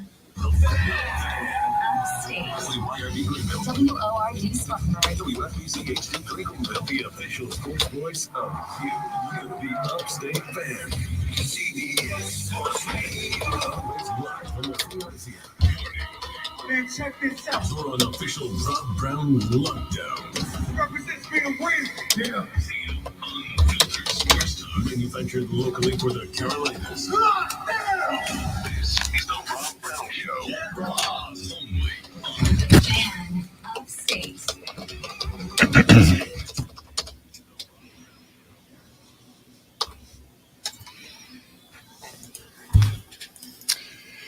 Texter said, do you know the point total difference added together for the SEC women's tournament game? 5 less than Mike Tyson's age. Steven asked earlier in the show, said, my daughter asked me what the atomic number of lanthanum is. I said, I don't know. Let me ask Rob. Lonzo looked it up. Lonzo, what is it? That would be 57, Rob. I hate my listeners sometimes. Not all the time. I do have to say, and I mean this sincerely, what an absolute incredible stretch for a joke from Steven on that. That's exceptionally well done. And then Shane out here doing research and math to make a 57 joke. You guys are spectacular. And we talked about it yesterday on the show. We got he's 57 trending on the internet. That's how influential we are. By the way, don't pass over the fact that Shane keeps bringing up courage. You're just trying to pretend like that never happened. And the courage jokes. I love this show so much, especially on Fridays, because it's just random. It just is what it is. All right. 844-326-3663 is the number to the renewal by Anderson of the Carolinas fan phone if you want to jump on the air. The text line is open at 71307. Start your text with FAN, F-A-N. We will read those on the air today. This song just popped in my head. I get off on 57 Chevy. Of course. Of course. Hey, baseball. I'm going to, you know what? Wait. You all did it to me. I'm going to do it to you. Let's talk about baseball. It's on you, Lonzo. It's on you. Divisional winners odds are out right now to win the divisions across Major League Baseball. This may shock you. The Atlanta Braves are your current odds-on favorites to win the NL East at minus 250. Minus 250. I like that. I like that a lot. The only team that's even close to that, the LA Dodgers, who are also minus 250. Nobody else is even negative money to win their division. Do you understand what kind of team you've got to put together to end up at 2.5 to 1 to win your division? Outright win your division. But those aren't the numbers that blew my mind a little bit. Some of the numbers that blew my mind were the MLB playoff odds to make the playoffs, just to make the playoffs. That is 3 division winners plus 2 wild cards out of both leagues. 5 from both sides going to the playoffs. The Atlanta Braves minus 3,000 to make the playoffs. You've got to put a lot of money down just to win a little money for the Braves to go to the playoffs. That's not really all that shocking. There are some other teams that are very good, little less odds. The Diamondbacks minus 115, the Orioles minus 225. These numbers aren't surprising. Let me give you a couple that are. By the way, the Dodgers, the Braves are minus 3,000. The Dodgers minus 10,000 to go to the playoffs. That's dumb, dude. That's 100 to, you got to bet $100 to win $1 that the Dodgers make the playoffs. For the record, I love the Braves' chances this year against the Dodgers. I don't like them as much next year. And I will acknowledge that. And I have said this before. The biggest problem that Atlanta's going to have with the Dodgers is not the regular season. I think the Atlanta Braves are going to have the highest win total of any Major League Baseball team during the regular season. I've been asked a bunch of times on this show and others if I like the Braves over-under win total of 101.5 or if I like the Dodgers win total of 103.5. And the answer is I like Atlanta's. And I like Atlanta's because they have a quiet, good rotation. We did this on the show 2 weeks ago on Bet for the Cycle, me and Cody Decker, former Major League Baseball player and co-host of that show with me. We went 1 through 9 down the lineup, Braves versus Dodgers. And when it got brought up, Deck was like, oh, the Dodgers have the best lineup in baseball. I Lee Corso'd him and said, whoa. Not so fast, my friend. I think it's the Braves. And I'm not saying that as a homer, as I am accused of being so very frequently. I said, I honestly think they have the best lineup in baseball. Dex said, you're crazy. We went 1 through 9. We got done going 1 through 9. And he was like, okay, you might actually have a point on this. Because 1 through 5, they're pretty even. You got a smattering of all-stars between the two. But I think he was looking at it and he's like, okay, he's got Freddie Freeman at first base, as if Matt Olson didn't have identical numbers and, oh, by the way, lead the major leagues in home runs last year. Talked about Mookie Betts. Phenomenal up there at the top. The Braves have 2023 NL MVP Ronald Acuna Jr., the only member of the 40-70 club in existence. It was the bottom half of the lineup where the Braves made the difference. Now, the Dodgers make up ground because their lineup out of the starting rotation is going to be ridiculous. And I'm interested in seeing how that plays out because they're going to have some guys on the IL to start the season that are names, that are dudes that you need to be ready for a playoff run. So I do think the Dodgers have the potential because of their pitching to be a better playoff team than the Braves are. But it's the Major League Baseball playoffs. The Arizona Diamondbacks skunked the Dodgers last year. It's all about who is hot heading into the thing. Let me get back to some of these numbers, some of these odds. We mentioned the Baltimore Orioles being minus 225. According to BetMGM, 99% of the tickets and 99% of the money are coming in on the yes bet at minus 225.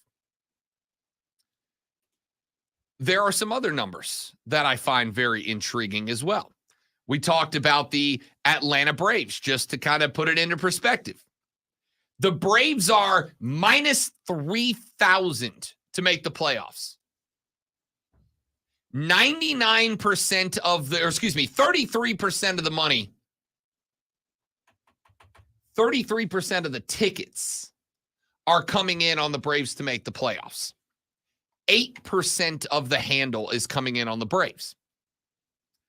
I bring this up for two reasons. Number one, because the numbers are interesting to me as a sports guy. And number two, because the numbers are interesting to me as a gambling guy. And I think there are some people that maybe don't necessarily get why this number is impressive. I mean, they pay me to do it. Absolutely. Why would the Braves have 92% of the money coming in on them to not make the playoffs? Why would the Braves have over 2/3 of tickets coming in, have them slated to not make the playoffs? It's just playing the numbers. The odds are the Braves are winning the division and going to the playoffs. But what if they don't? 130-1 if the Braves don't make the playoffs, plus 1,300. You put $100 down, you're getting 1,300 back if they don't make the playoffs. So what happens if there's a rash of injuries? What happens if the Braves end up losing 3 starting pitchers to injury? What happens if they get backdoored, say, by the Philadelphia Phillies, who steal the show and steal the division? And what happens if you have the Dodgers eat up a divisional crown? You have the winners of the awful NL Central eat up a spot. And then you've got maybe a breakout team somewhere else. And all of a sudden the Braves only win 97 games. They're 3 or 4 games below the over-under mark. And they don't get in. Well, that's just playing a value bet, playing a number. Sometimes you throw a couple of dollars at a very unlikely outcome because you make all those dollars back times a lot if that unlikely outcome happens. And it's sports. Why do we watch sports? Specifically, why do we watch sports that our team is not directly involved in, included in? Because we are always watching for that unlikely thing. Why do we like March Madness so much? Upsets and buzzer beaters, right? That's what we're watching for. Upsets and buzzer beaters. Most people that watch March Madness aren't watching for great basketball. You hopefully get it. No, there are a lot of people who watch it to win their pool and sure, make some money. Which for most people is an unlikely outcome that you win the bracket. It's hard to win brackets, man. It's hard to win the bracket. So it's not hard to win your office bracket. Dude, I once lost to my station traffic manager, Kelly, who was a doll. I loved her. I lost to my station traffic manager who selected her bracket, Lonzo, based on the attractiveness of head coaches, and she beat me. That's why I was going to say it's not hard to win. You just got to pick who has the most, blue uniforms, something like that. Because knowers of ball don't always win when it comes to this tournament. That makes it okay. It's tough for me to win brackets. That's because I know ball too much. That's what I just said. There's too much knowing ball. You're going to overthink it, and there is some luck to it. There is some who's playing the best on that day.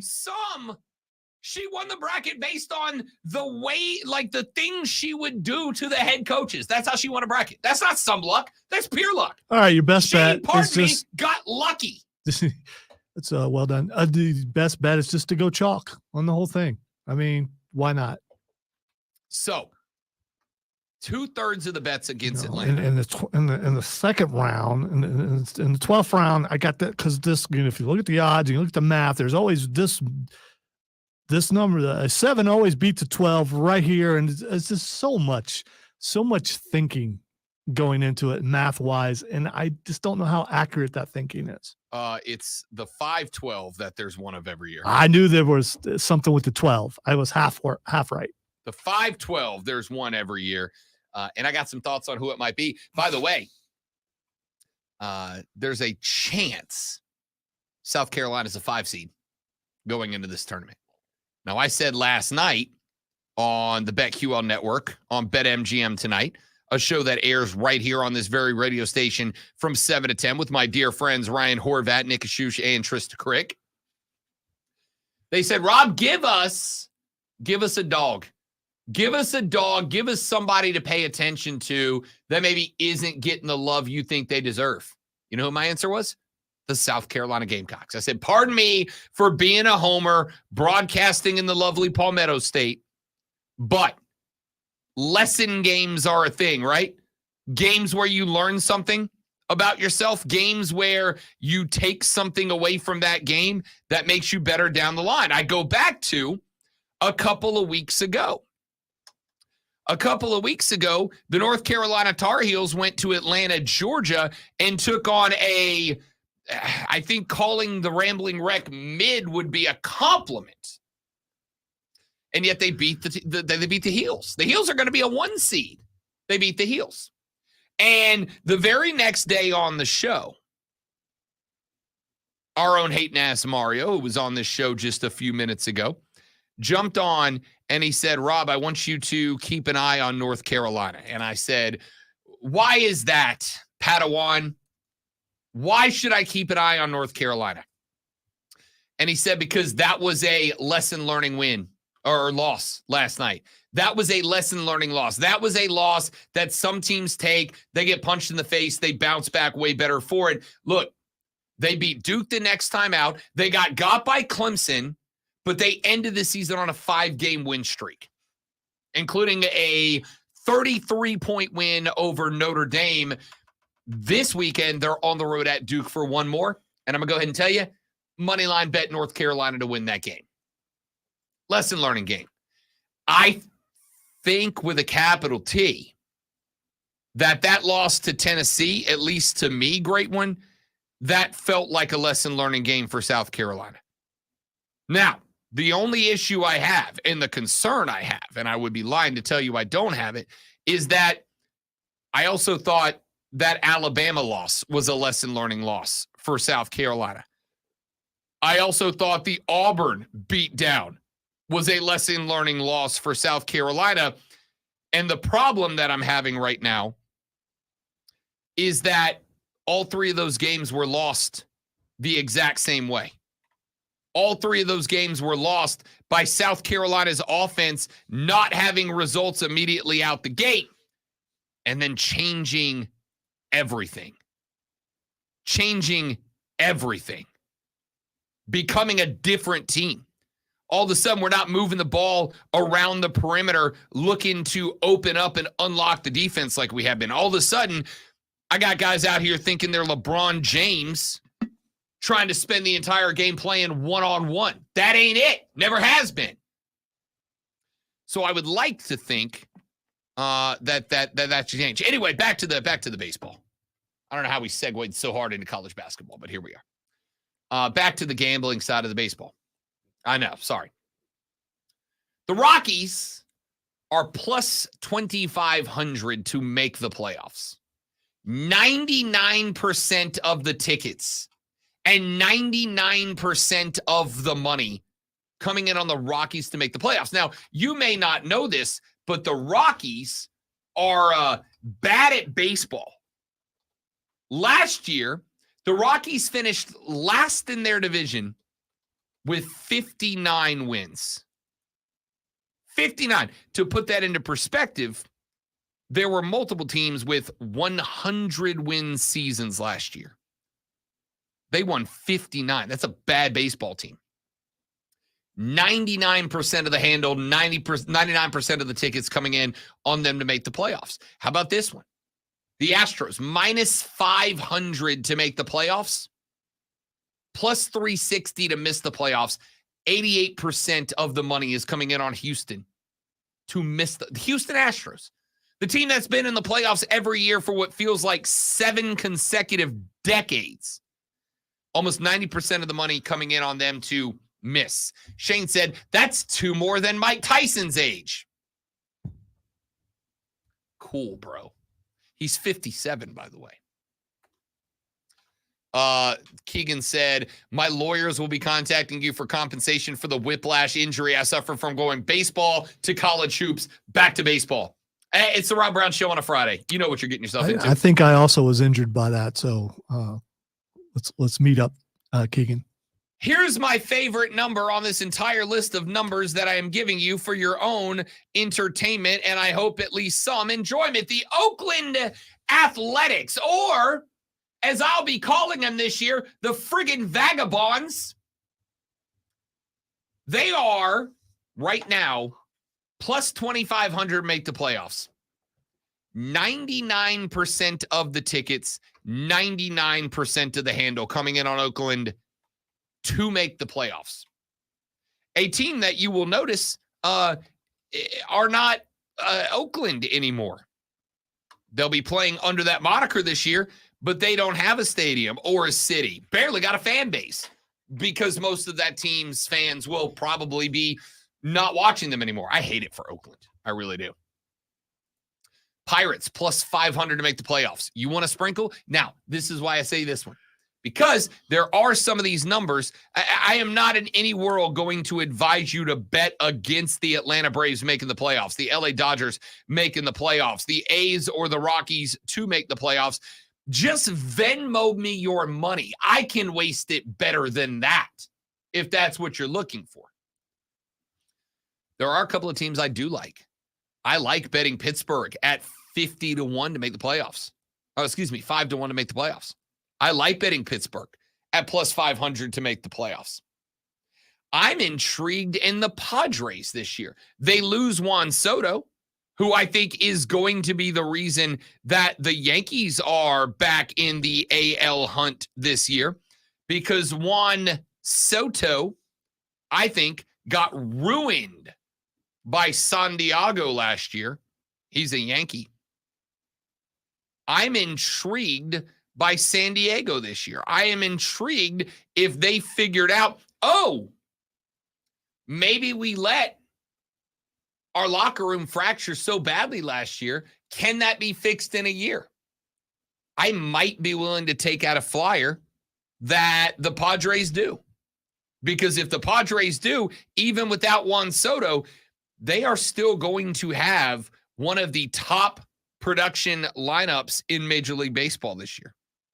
That might be worth a flyer. So anyway, just some numbers, some baseball numbers that I'm very intrigued by from our friends at BetMGM. Let's take a break. We'll come back. I got a few more things that I want to run through, and two, including a quick news note from the Charlotte Hornets. The Buzz have a new front office administrator, and all of a sudden, those two guys have some things to say about the CHA. I'll tell you what they are when we come back. Got a college football story or two to run through as well. The Rob Brown Show rolls on. Rob, Lonzo, and you. It is the Fan Upstate.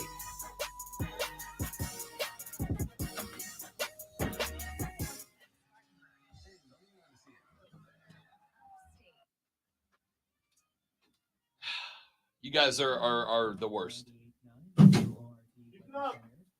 You guys are the worst. You're letting Lonzo influence you, and I don't like it. Be back in 30 seconds.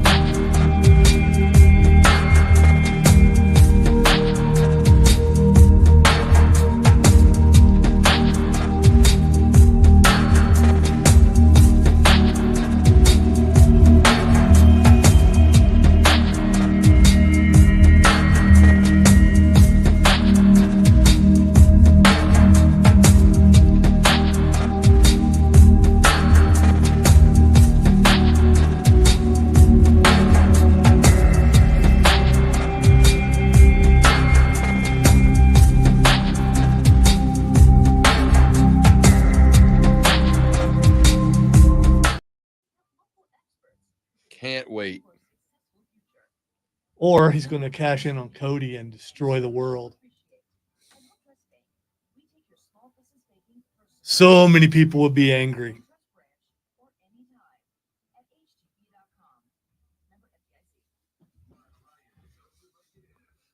And then this wonderful Scottish accent. I told you it wasn't your story.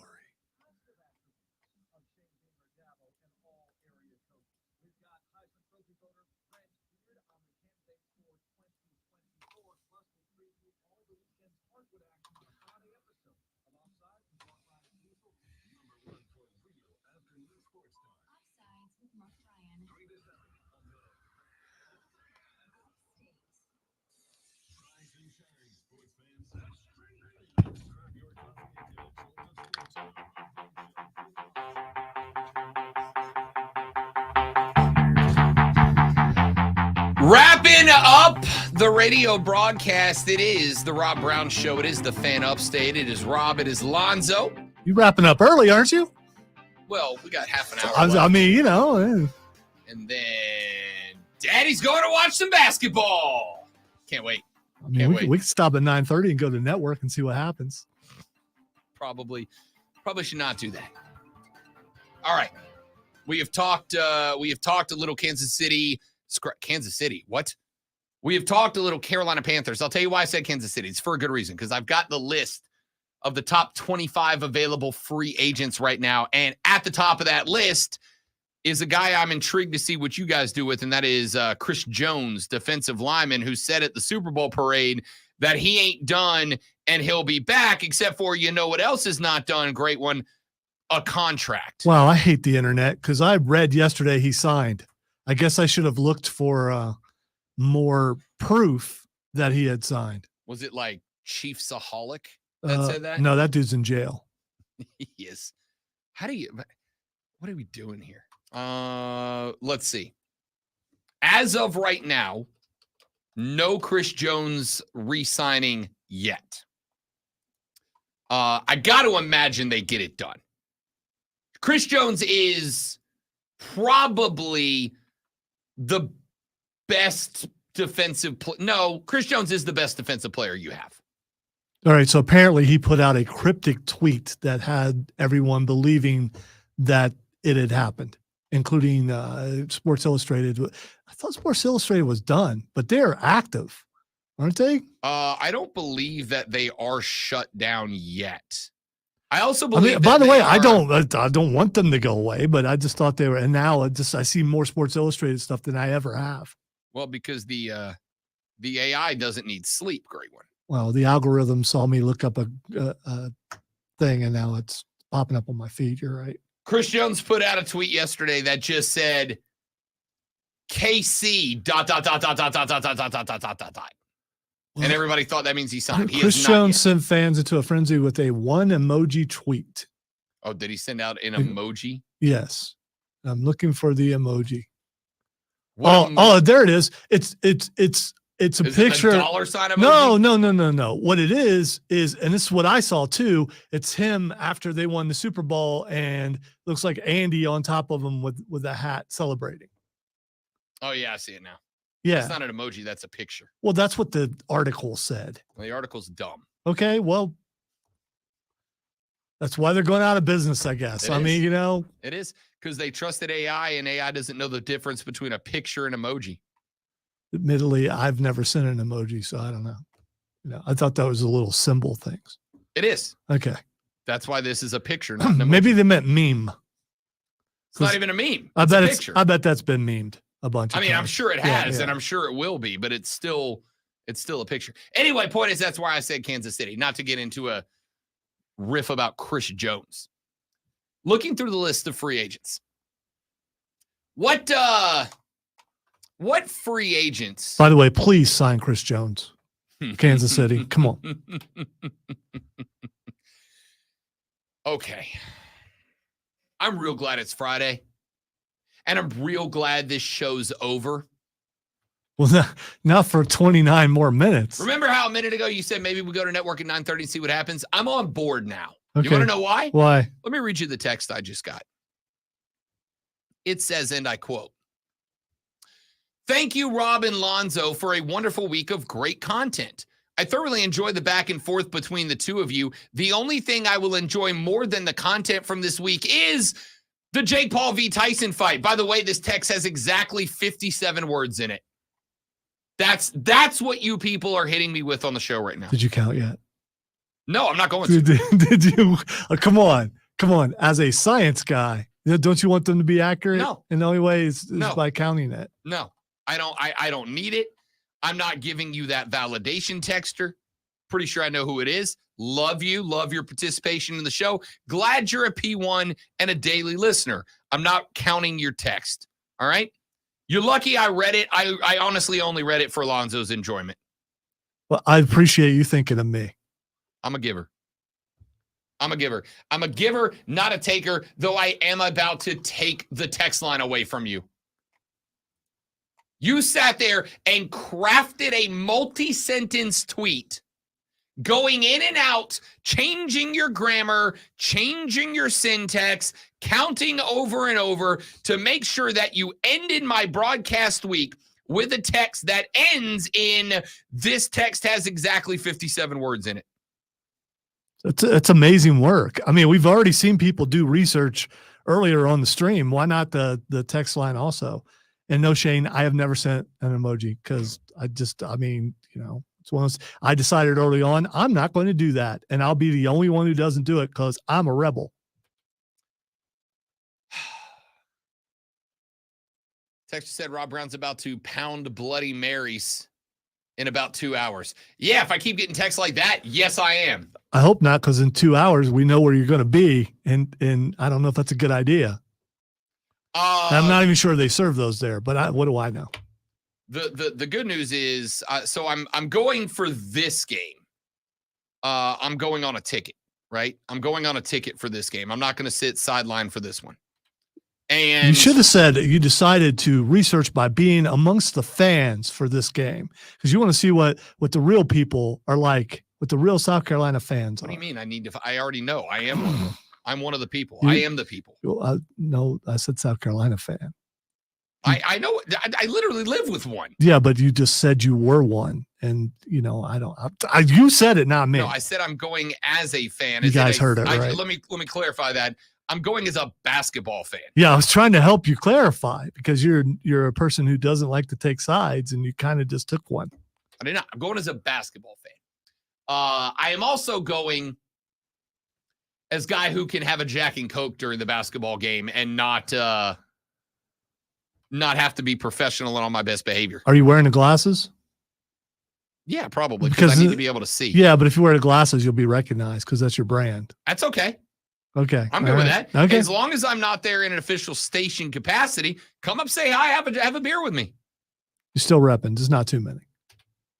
Well, yeah. I mean, I still got to go home at some point. Anyway, point is, basketball and Bloody Marys today. Absolutely. Texas said, Rob, I'd love a Moscow Mule on this fine Friday morning, but I have to work. Sucks to be you, bud. Sucks to be you. What's a Moscow Mule? A Moscow Mule is a vodka, ginger beer, and lime juice drink, and it's delightful. What is ginger beer? It's beer with ginger in it. It's not beer. It's a soda. I don't know why they call it ginger beer. Soda. It's non-alcoholic and it's soda. Delightful. So you add a little vodka to your ginger beer. You hit it with a little spritz of lime juice on the back end. You got a Moscow Mule. Typically is going to be served in a cold copper glass. Why copper? Does it hold the cold longer? I don't know. I think does the metallic taste add to the? I don't know. I just know. I should know.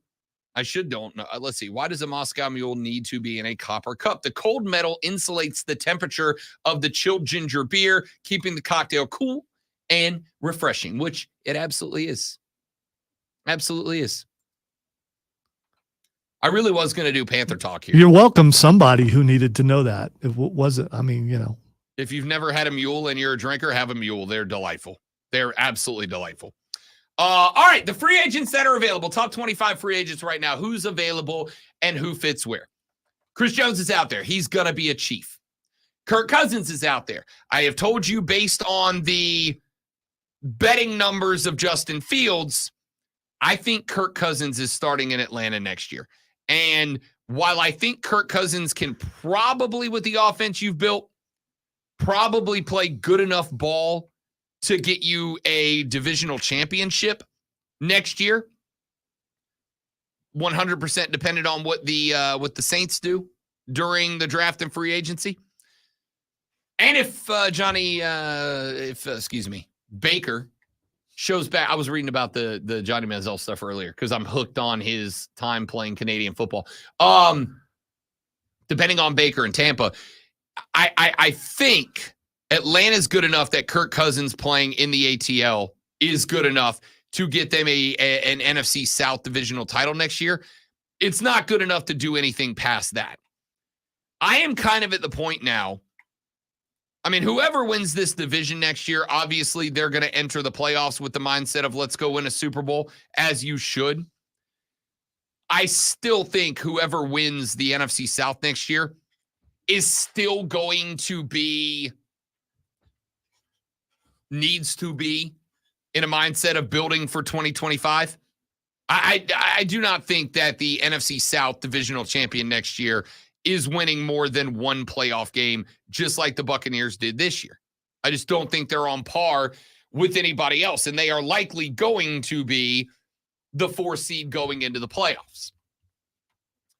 So because of that, I'm willing to bet they may not win a game in the playoffs next year. You've got to be building into the future.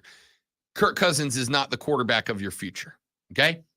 He's not. My man's 35. He'll be 36 when we kick off the season. He is not the QBF for Atlanta. And the problem is you're in a unique position right now that you can go all in on QBF. And I don't know next year. I don't know that there's a QBF out there for Atlanta next year. And keep in mind, you're drafting 8 right now. And if you're drafting 8 right now, you've got a very good chance. We talked about this earlier. If Atlanta's going to go to 3, if you want a quarterback in this draft that's not J.J. McCarthy,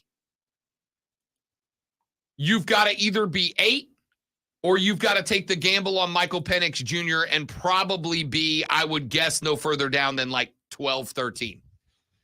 If you're in Atlanta, if you are Atlanta, you've got a very unique position right now because at 8, you don't have to move anywhere and you can get Michael Penix Jr. or J.J. McCarthy.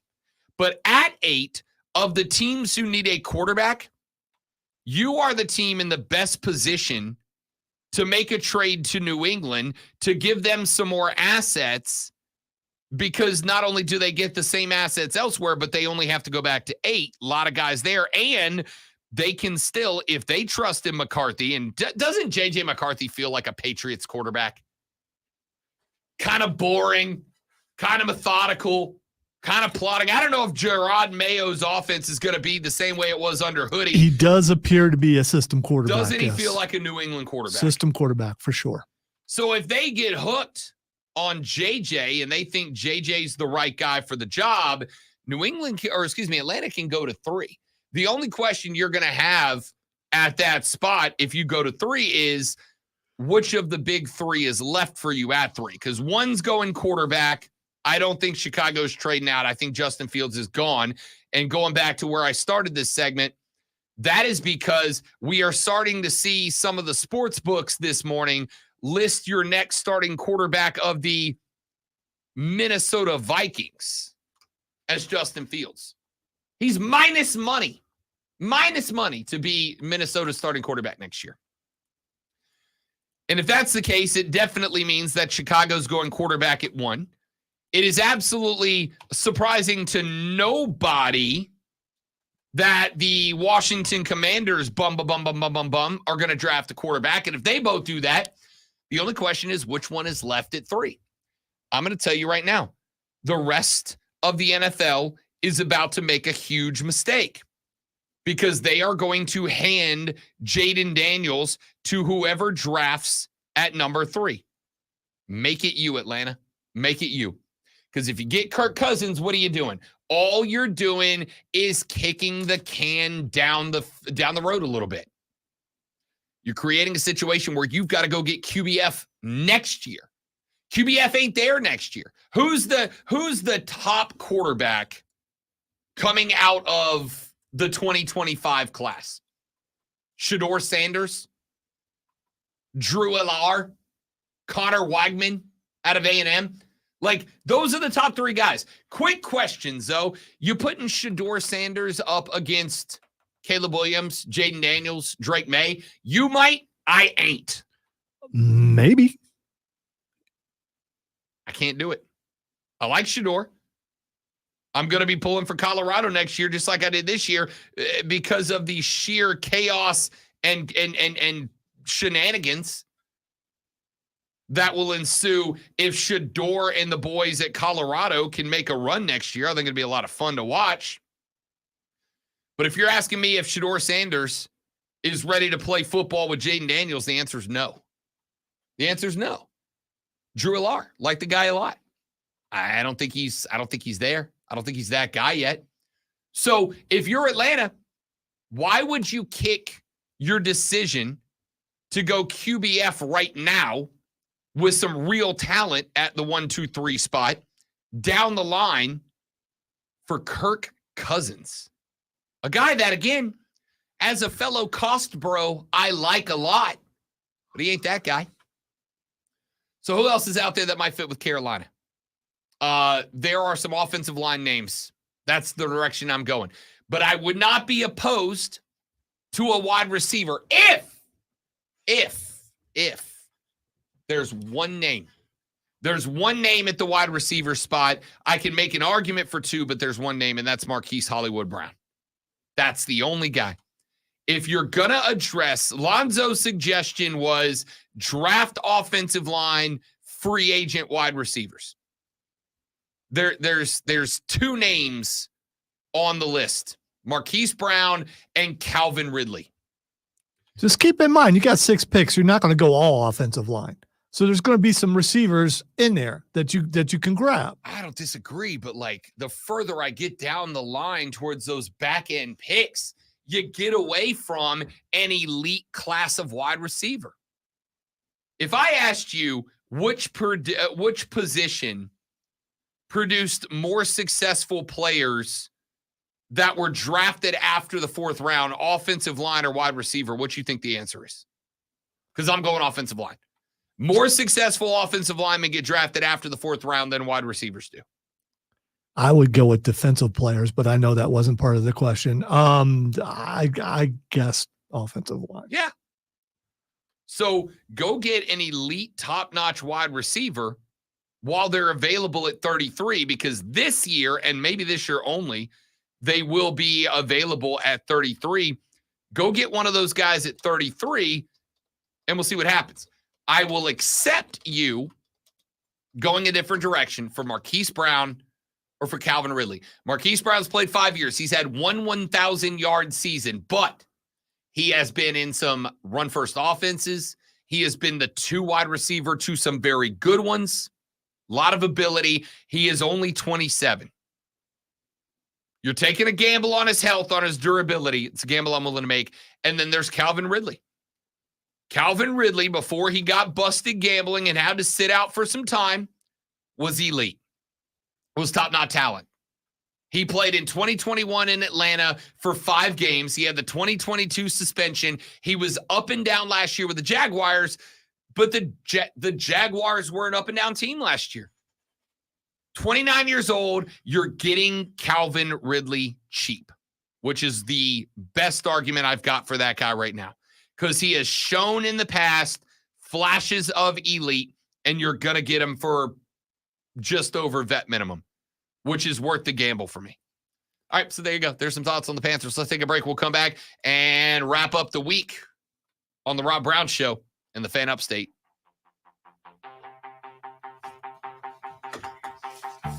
Sounded uncertain there. Like, what are you doing? I don't know.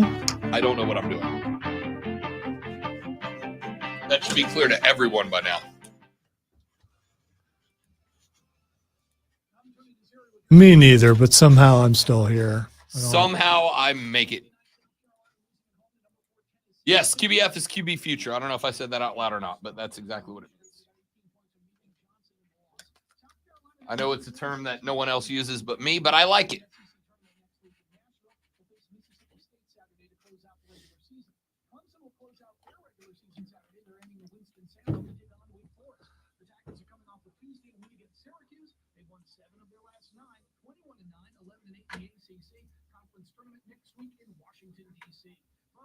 Will be at the SoCon tournament this weekend in Asheville, North Carolina. Paladins will play on Saturday against Western Carolina, while the Terriers will meet the Chattanooga Mocs.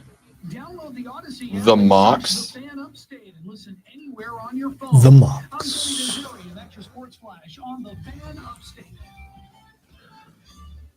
Diabetes, high blood pressure, anxiety meds, everyone's on it. If you're a 50-year-old male, maybe a bit porky, and you may even have type 2 diabetes, $1 million Maybe a little bit porky. insurance may only cost you about $200. I'm a little bit porky. Call Term Provider. Speak with Big Lou, 800-700-6898. Big Lou will find a term life policy for you even if you have type 2 diabetes, or overweight, or have high blood pressure. Term Provider has helped thousands of people like you who think they can't. Should I do my work first, or should I immediately go outside and see if I can find that branch? Because it looks like it's going to rain. Lonzo hit half of Lawrence County on the way. And then try. Yeah, and I thought the thing would be gone by the time I got here, and it's not. There's some guy walking across the parking lot this morning, which is also a little weird at that time of day, and looked like it scared him to death, the sound it was making. So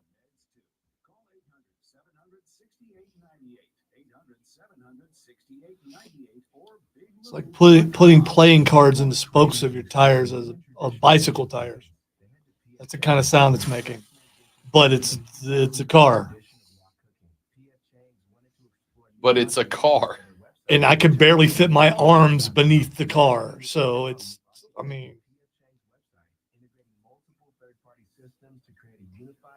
We ride pretty low, yo. And then there's the other thing. If I pull a branch out and it's a pretty big branch, where do I put it? Over there. In the woods. There's no woods over there. Yeah, there is. There's a tree line right there.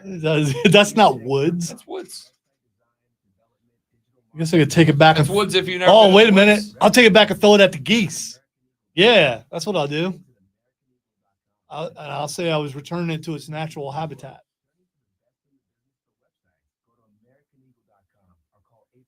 What if it's not a branch, though? It's a whole tree.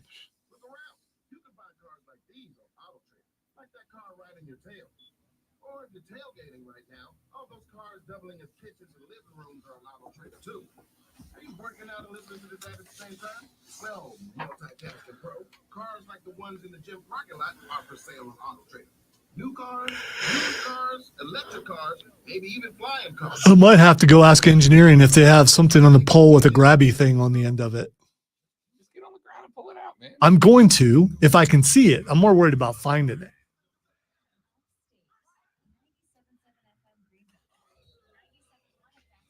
At a cursory glance this morning, but that guy was walking across the parking lot, and that's weird, so I'm getting in the building.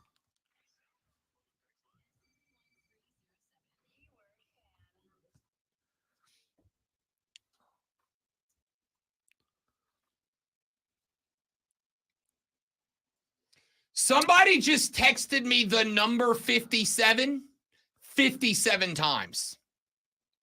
Gee, I wonder who that was. Probably someone who was concerned that they might get kicked off if they did it.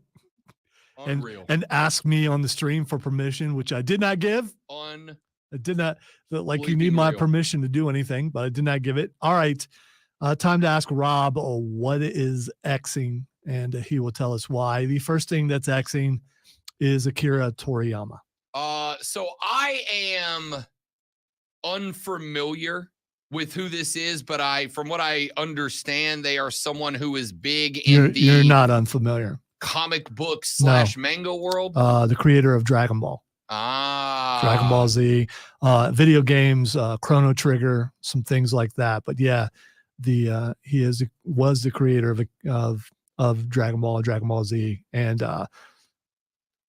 Dragon Ball Z was way big. The reintroduction of anime, the thing that made anime so big was Dragon Ball Z showing up on Toonami when Toonami showed up, which they put at the perfect time on Cartoon Network when kids were getting home from school, and it started an anime craze. I think you got to give Akira Toriyama and Dragon Ball Z credit for starting that craze that a lot of kids got into. I don't disagree. Yeah, and so sad day, died at 68.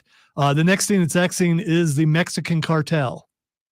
I am going to assume, as like everything is, that these things are all trending due to the State of the Union address delivered by President Biden last night. No? All right, the Mexican cartel, according to many different things on the internet, so it's got to be true, Yep. are at a ceasefire right now because of the death of Akira Toriyama. Incredible. Dragon Ball Z really big in Mexico. All right, the next thing that's Xing is Grayson Allen. For the record, Grayson Allen, You little weirdo. I can't stand you. I can't stand your face. I can't stand your game. You can shoot the lights out of the place. I can't stand anything about Grayson Allen. I'm afraid I've got some bad news. Wait He's a very minute. good at basketball. Wait a minute. Your loins aren't tingling? He's You're very not good playing, at basketball. Not about Grayson Allen, you're not then, playing no. that one? All right. So Grayson Allen yesterday hit 7 threes in the first quarter. Yeah. Which was a record for his team. The other night they were playing and they were in a hole like 14, 15 points. He went 5 for 5 in the fourth quarter to start the quarter. 5 for 5. The entire social media world started being like, oh, Grayson Allen's back. Grayson Allen. Say hello to the back. And then he went like 0 for 7 the rest of the way, and I loved it. Everyone hates the guy, and I understand why, but the fact that how long has he been in the NBA? Grayson Allen? He's been in the Freaking NBA long. for a while, and who thought he would make it with his style of play from college with the tripping and all that kind of stuff? Me, because they weren't gonna boot him for it because listen, you gotta have dudes that people tune in to hate. By the way, he's been in the league 6 seasons so far. Can you believe he's been in the league that It long? feels like 40. Okay. It feels like 57 seasons. All right. It does, doesn't it? Still hitting 7 threes in the first quarter. That's pretty good, Rob. He's good at basketball. If Caitlin Clark did that, you'd be going nuts. But because Caitlin Grayson Clark Allen did doesn't it. suck as a person. Yeah, well, fish grease, bro. I don't know Grayson Allen. He may not suck You've as a person. seen him play. Yeah, He's you know, a cheap shot. in the heat of battle, so is Ric Flair. But you love Ric Flair, dirtiest player in the game. I mean, come on. All right, and the last thing that is Xing for us this week is Sean O'Malley.